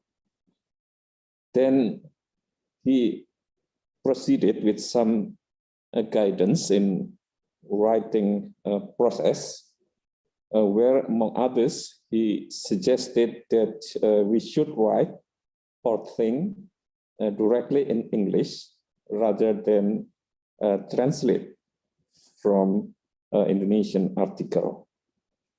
He also mentioned some useful tools, including or comprising comprising MS Words, Google Translate, Google Search, website with English grammar advice. And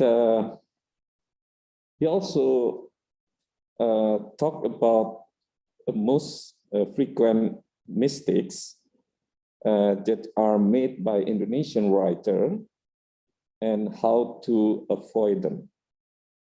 And as a copy editor of ITB journals, he demonstrated how he actually checked the grammar of an article submitted to the journal.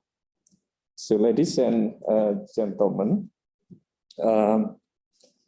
I invite our audience to have some comments or questions. So please raise your hand if there is a question. Oh, there, already there. Can you answer directly, Sybrand? Yeah. The first question from Mr. Dasapta Erwin. So thank you, Mr. Ziljstra, for the presentation. Quick question: what is the main difference of UK and US English, aside to the spelling part? For example, specialized versus specialized. I don't think there's the differences. There are certain expressions that English use and Americans don't, and vice versa.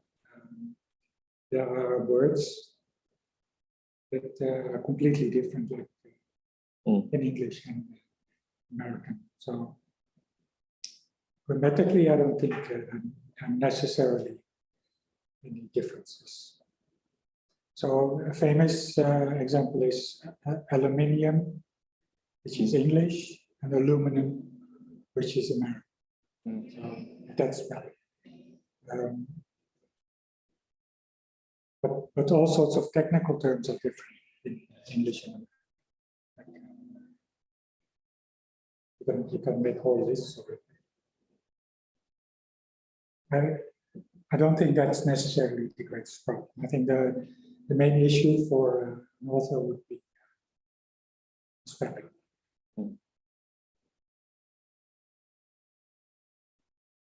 Okay, the next question is from Wikandana Sudindyo. The question is, writing in the Indonesian language tends to become in long sentences because we want to explain further how to make the sentences shorter and concise in English? Probably the same way as in Indonesian, I guess, because a long, complicated sentence happens because you start stringing together more than one thought. Add, say, like the question says, you try to explain further, but then there's something like the main point you make in the sentence, and maybe a side point that you try to make in the same sentence because it needs to be explained. So you have to separate these two statements and make them separate sentences. And how to do that may not always be easy, but you have to focus on what is the main thing I want to say, and then what is the secondary thing I want to say. And if there's maybe a third thing you want to say, separate them and put them in different sentences. This is the way to do it.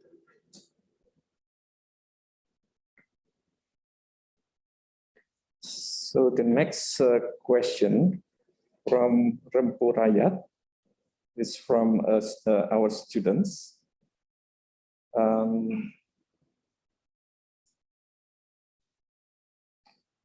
Dalam bahasa Indonesia ini, bagaimana sebaiknya menyikapi penomoran baris di artikel seperti yang muncul di JICTRA? Apakah penomoran menjadi perhatian tahap akhir penulisan atau bagaimana? Apa maksud pertanyaan ini ya? Penomoran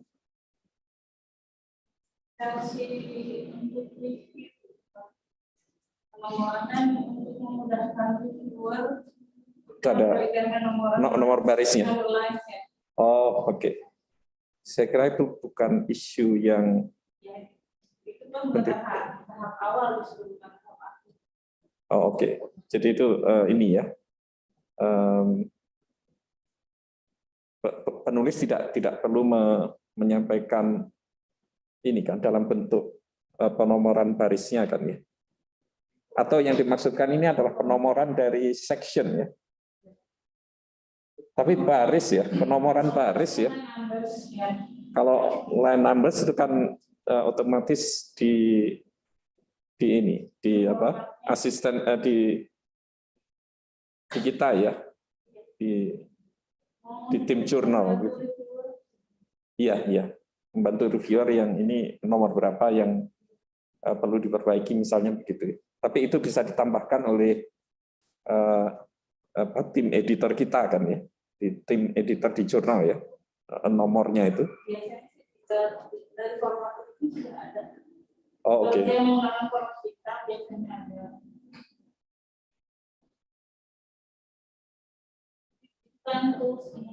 Jadi pertanyaannya apakah penomoran menjadi perhatian pada tahap akhir penulisan atau bagaimana?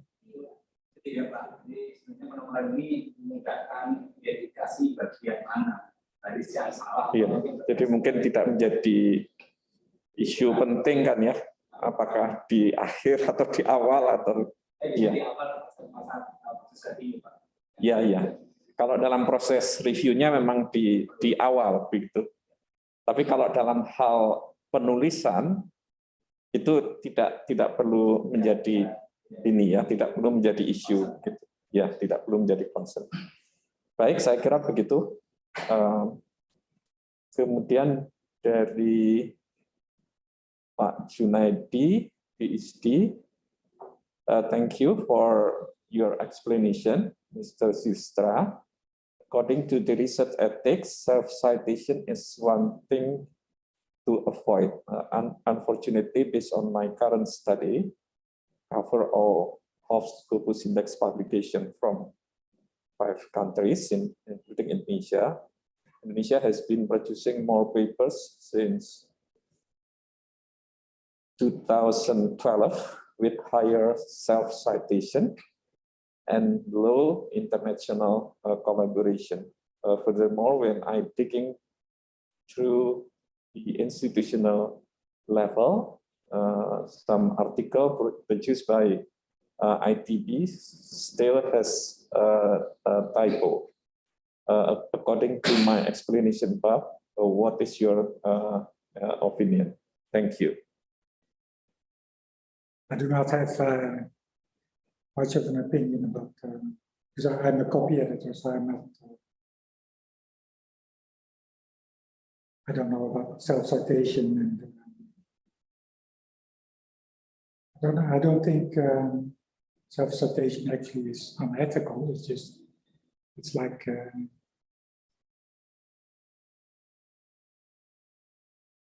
it's unfortunate maybe that somebody is restricted to I don't know.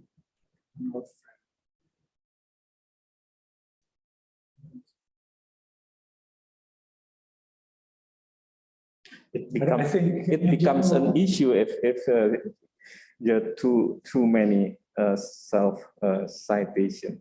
No, I think self-citation can mean that you're investigating a subject that not many other people investigate. Yeah.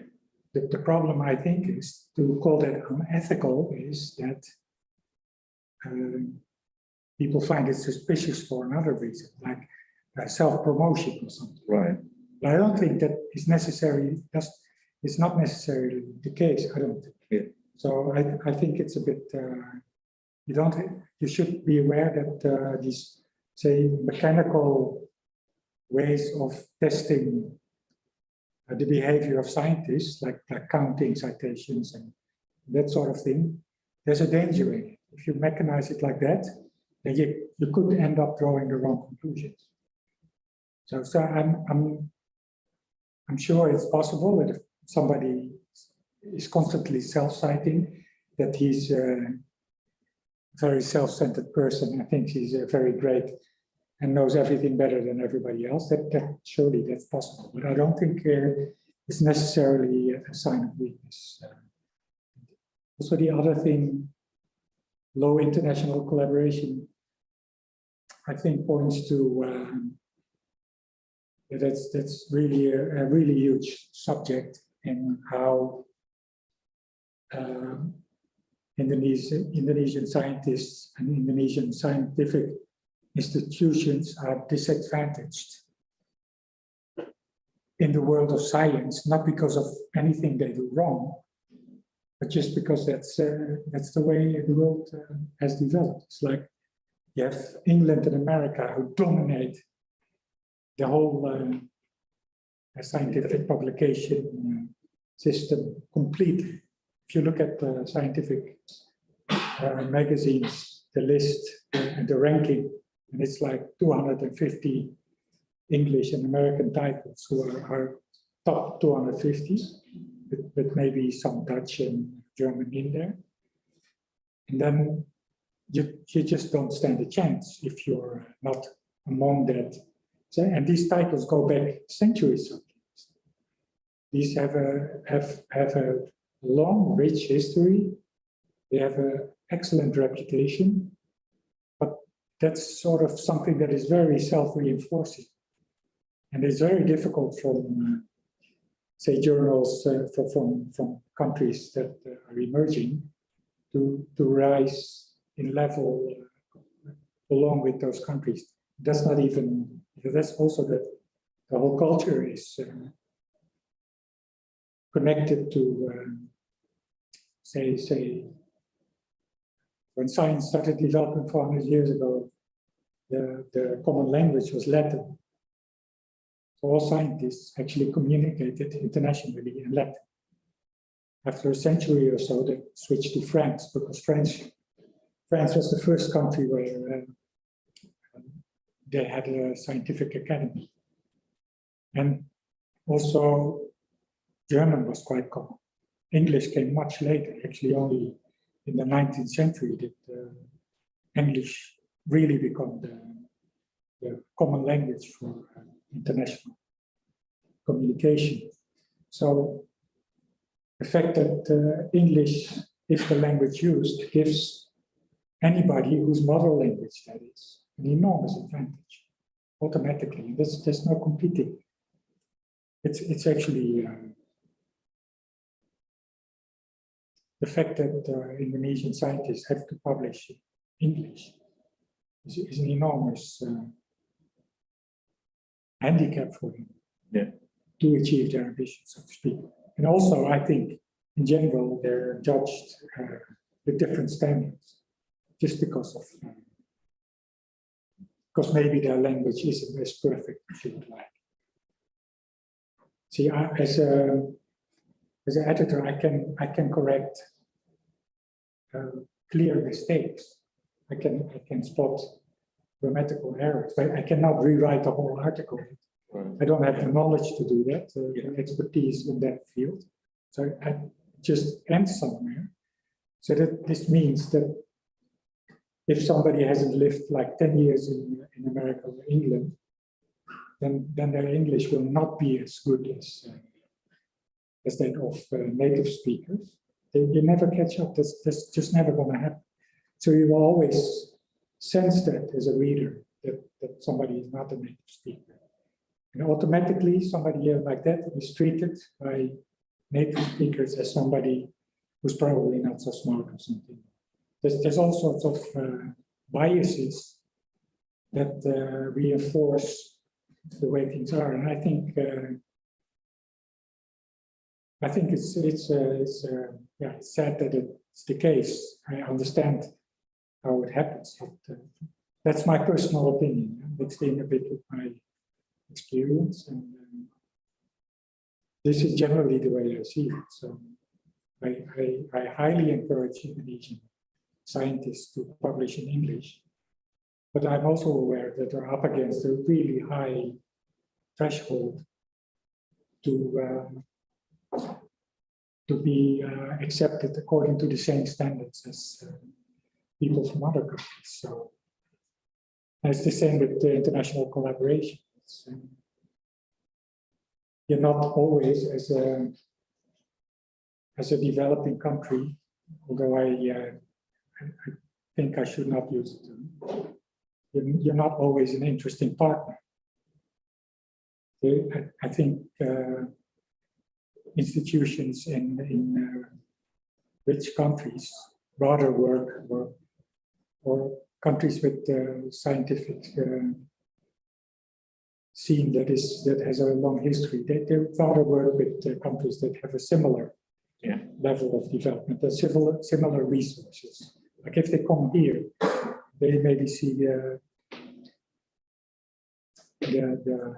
facilities, then they think it's actually a bit poor or something, when it's actually perfectly fine, except that they have the way money works, for example, in America, related to science, is completely different than from here. It's mostly privately funded in the top institutions. They go full on it. It's just the American scientific industry that is a machine that is completely focused on getting Nobel Prizes, that kind of stuff, and doing the most advanced technology stuff, and everything is just there, and it's just no comparison. It's not a fair comparison. So I don't think you should scorn individual scientists for appearing to be performing less in a system like that. But maybe I'm getting a bit too political here. And as for the last thing, there can be typos. I don't know. I'm not 100% sure I see every article that's published by and I'm not perfect either, so I also make mistakes, and I know that sometimes there's time pressure, and I know that an article is not fully corrected completely yet, 100% according to my personal standard. But at some point, the publication schedule takes over, and there's no time to do it. It's a critic to ITV writers also. So we have to be careful with typos. Next questions. from Mulyadi. In my experience with Grammarly, grammar checker apps, it seems that writing sentences in passive voice is not recommended, but sometimes it is inevitable to express it in passive voice. Do you have any preference and opinion regarding this matter? Yeah, I agree that it's sometimes inevitable. So you should not worry about it. It's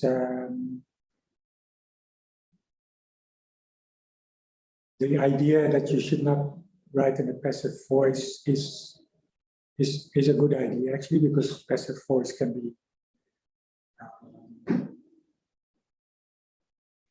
if everything is passive voice, then it's actually unpleasant to read. Yeah. That's what I would say. What I usually say, and this is mostly for other types of writing, so not necessarily for scientific writing, is that if you don't use passive voice, if you use active voice, it feels more active.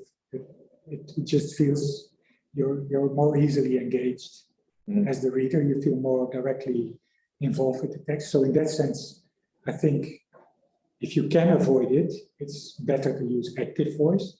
But it's true that it's sometimes inevitable. And in that case, you should definitely not use active voice.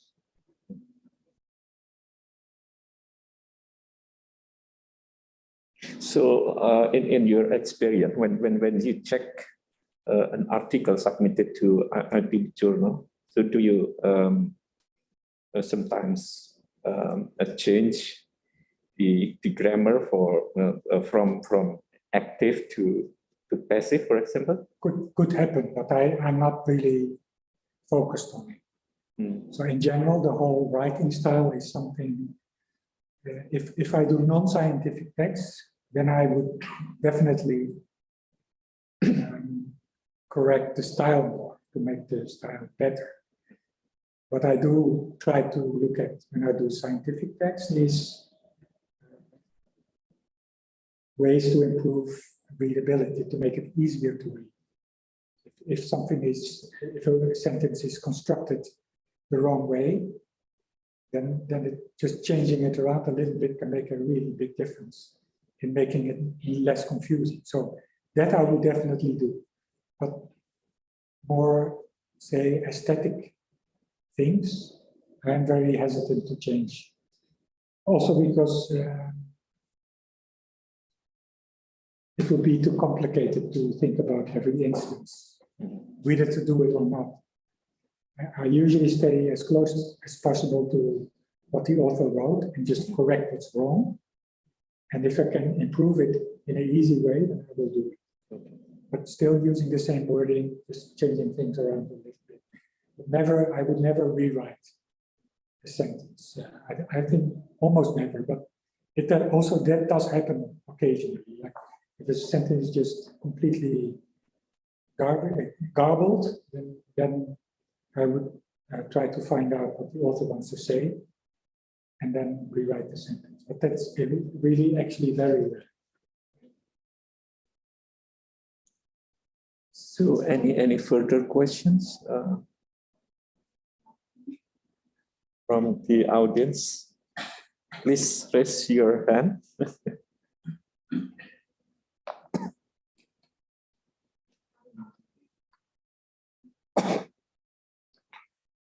Kalau dari chat sudah habis ya pertanyaannya ya? Sudah habis. Silakan Pak Rino. Mr. Sybrand, thank you so much for your presentation and knowledge. My question is, sometimes we got rejected because of the English style, not because of the grammar.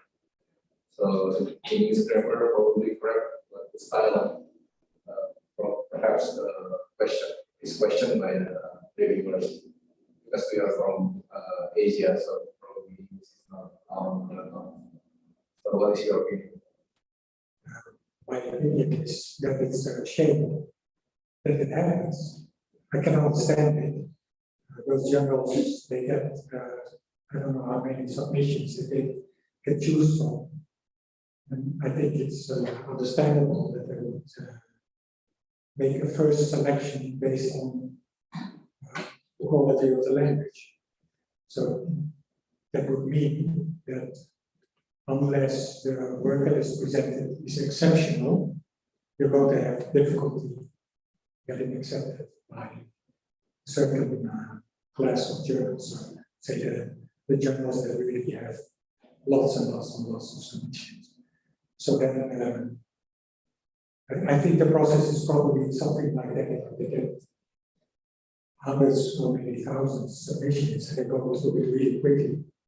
They see, is there any potential high scientific value in there, then we would go to this step. If it's so-so, then they look at the writing and they see the style is a bit clumsy or something. And they just ignore it and don't even read it.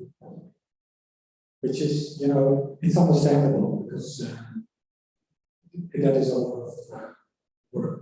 This is probably the thinking behind starting the own journals in countries like Indonesia, so that at least scientists here get the opportunity to publish. And it makes total sense to me to publish in English instead of Indonesian, because it's kind of an obligation we have to the scientific community globally. That what you do here is actually accessible all over the world. But this way, you do prevent that exactly the thing you said, is that papers get rejected not on the merit of the research, but on the merit of the dismerit of the language, which I think is a shame. I do think also that it's understandable. And this is exactly what I referred to before, is that you have a different standard, actually, and you're faced with a system that has evolved over many years, where there's a certain hierarchy among the journals, and for anyone, it's difficult to get into the top journals, and for people who have some sort of thing that makes them stand out in a negative way, it's even more difficult. So I would say it's almost impossible. There's also a racist bias. But it's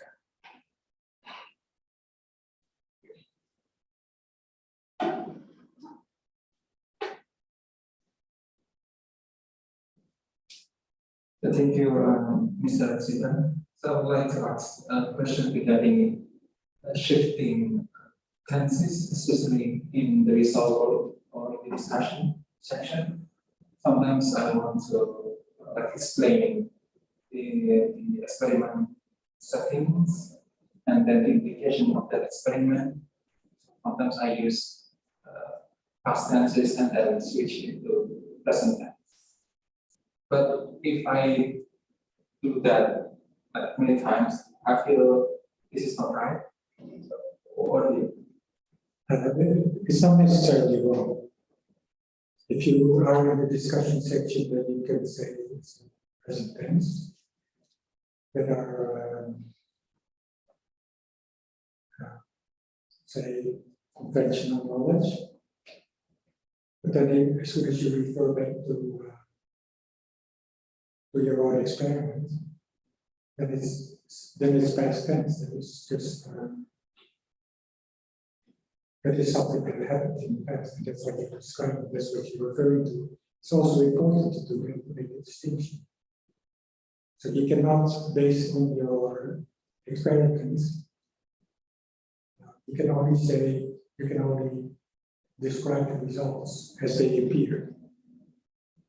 So that doesn't imply general validity. That can only be your conclusion. You can only say X influences Z significantly. If you draw that conclusion, as soon as you start talking about your experiment, then you would say X influenced Z in the experiment. And it's actually important to use as X. And the fact that you switch in one paragraph, that should be okay. That is not in itself. It's just sometimes very difficult to keep track of. If you're too conscious of it, and then we start overthinking. You don't know what to do. It happens to me too.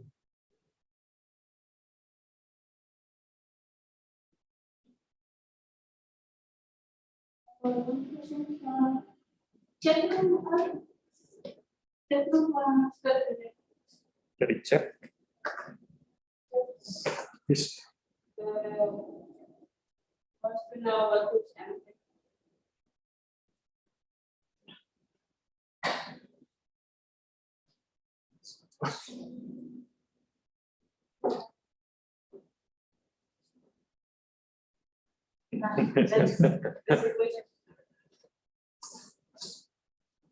So one of the common rumors in scientific, there is the community mountain of the scientists, especially in specific research area. Do you have some tricks and tips for newbie in scientific who want to publish their articles or papers to the well-known journal?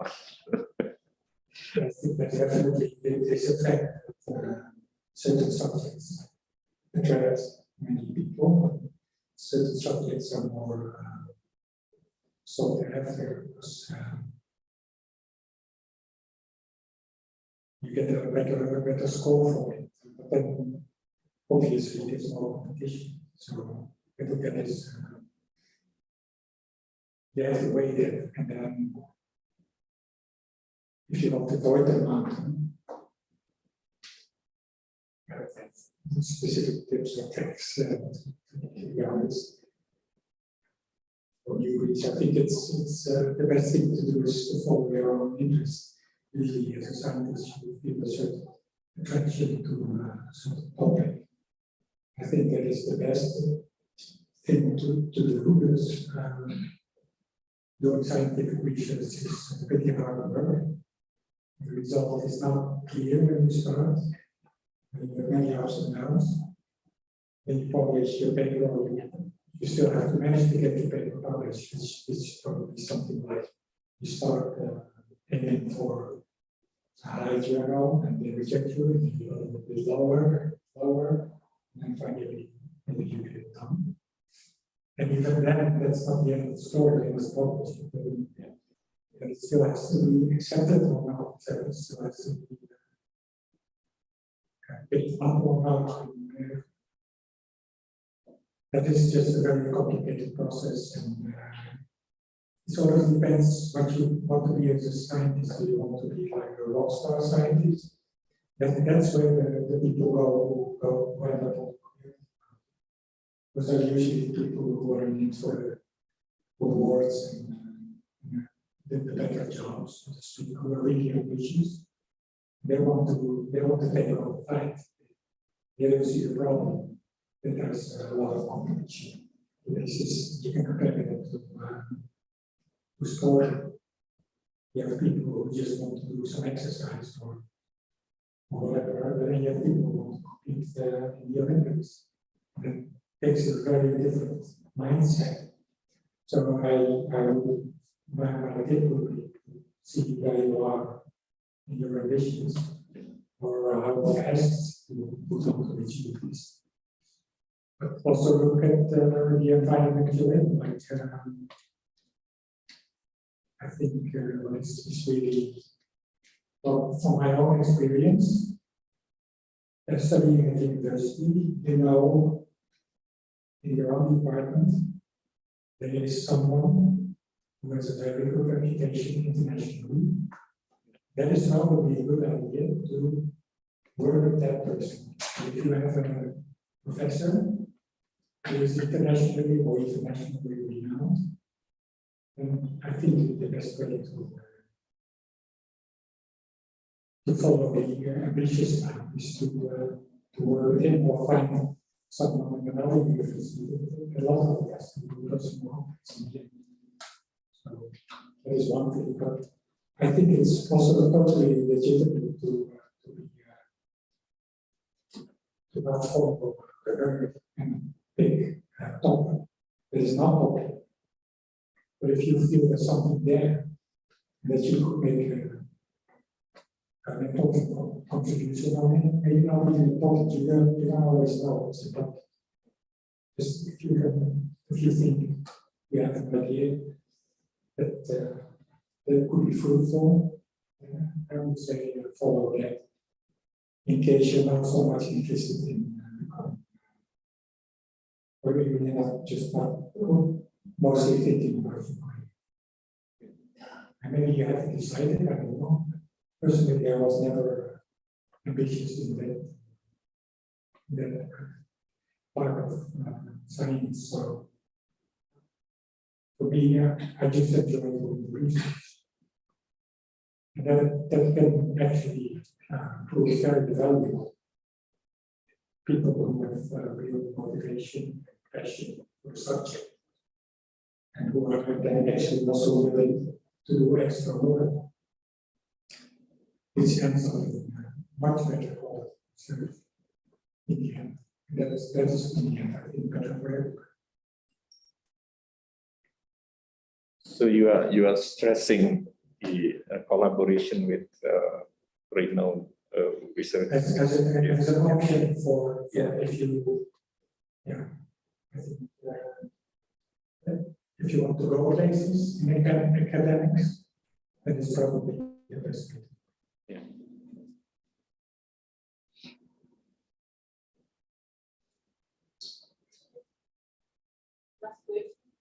Any other questions? We still have time.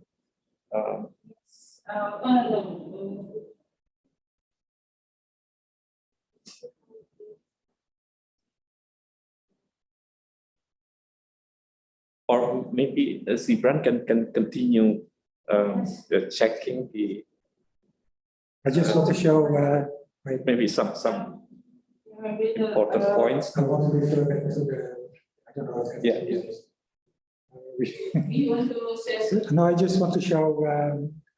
Go back to the first question. the first question? Yeah.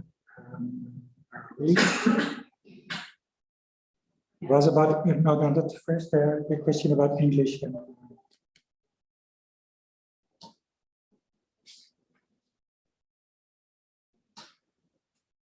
Can I share the screen? Or? Or you want to start? Yeah. So,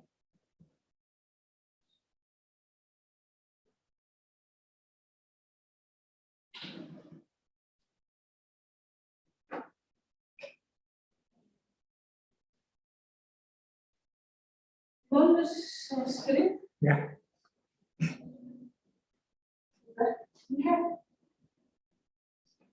This is your screen. It's my screen. Yes. I can't do it.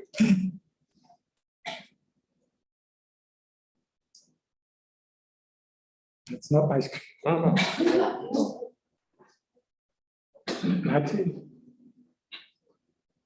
It can be detected as such, but this is my screen. Okay. Oh, scribble. And you can repeat the process. It stops the screen and share again. No. Yeah. No, I made a mistake. Yeah. And you want to say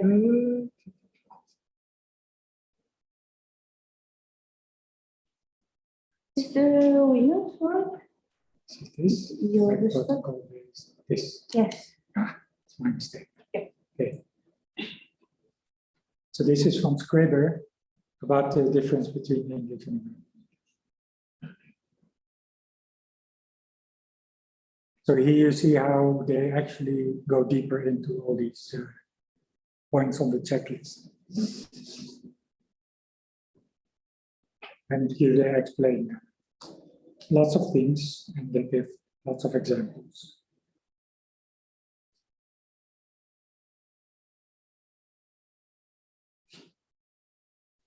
So that's how this resource could be used for, so that you can actually see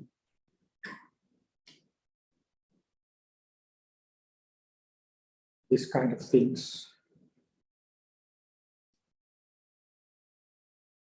The numbers are interesting.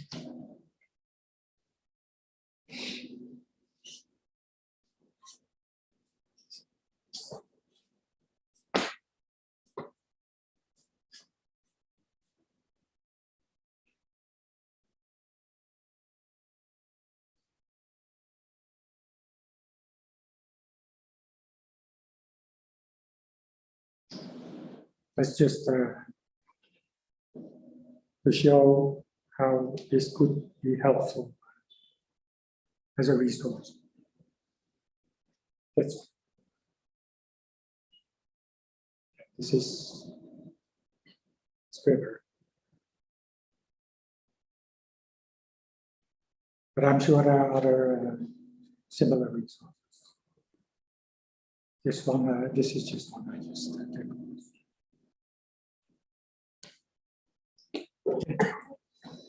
Did I do more fiddling or? So should we finish the workshop or?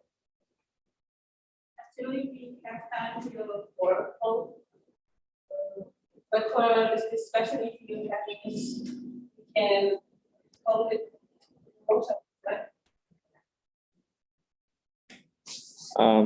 Okay, ladies and gentlemen, I think we come to the end of this workshop. To conclude, I will not summarize the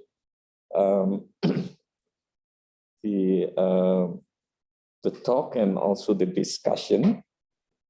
So let's join me in giving applause to Mr. Sybrand.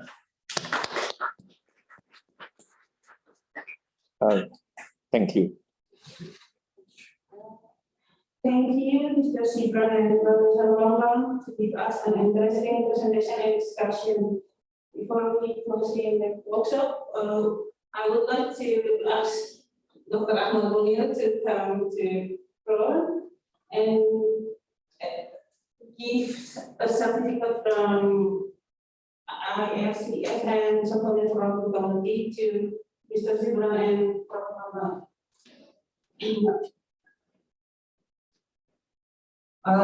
Professor Bambang and Mr. Sybrand, you can start. Yeah.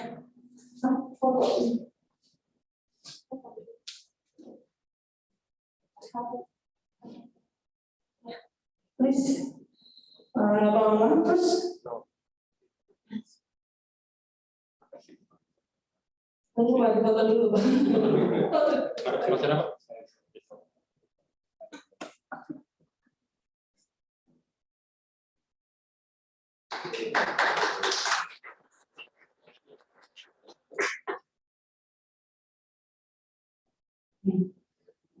Now for Mr. Sybrand.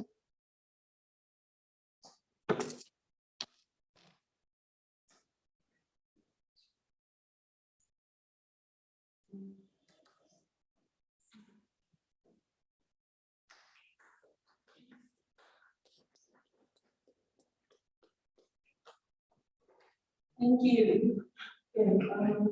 Mr. Ahmad stay with us and closing. Yeah.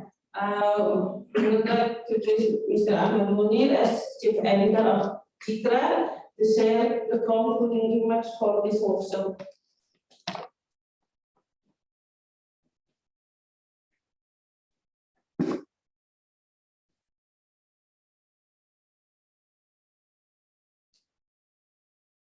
Okay, thank you very much, Yuli, for your organizing this workshop, and also thank you also for Prof. Bambang and Mr. Ziljstra, and then as we know that this software is very, very useful, especially for us or for newbie, and because there is there are so many mistakes, and also sometimes also I made a mistake in how to write and how to express some sentence.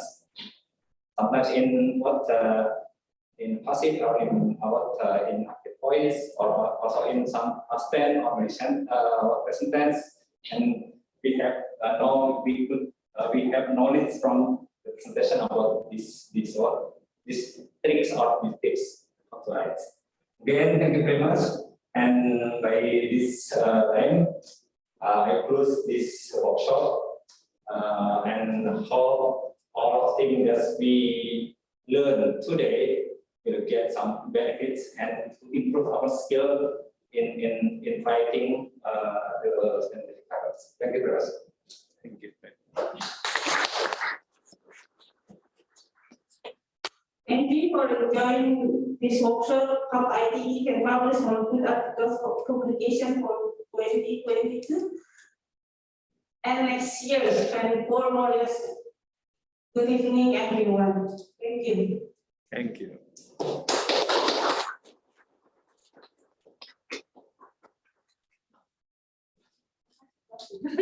Thank you. Thank you. Thank you very much.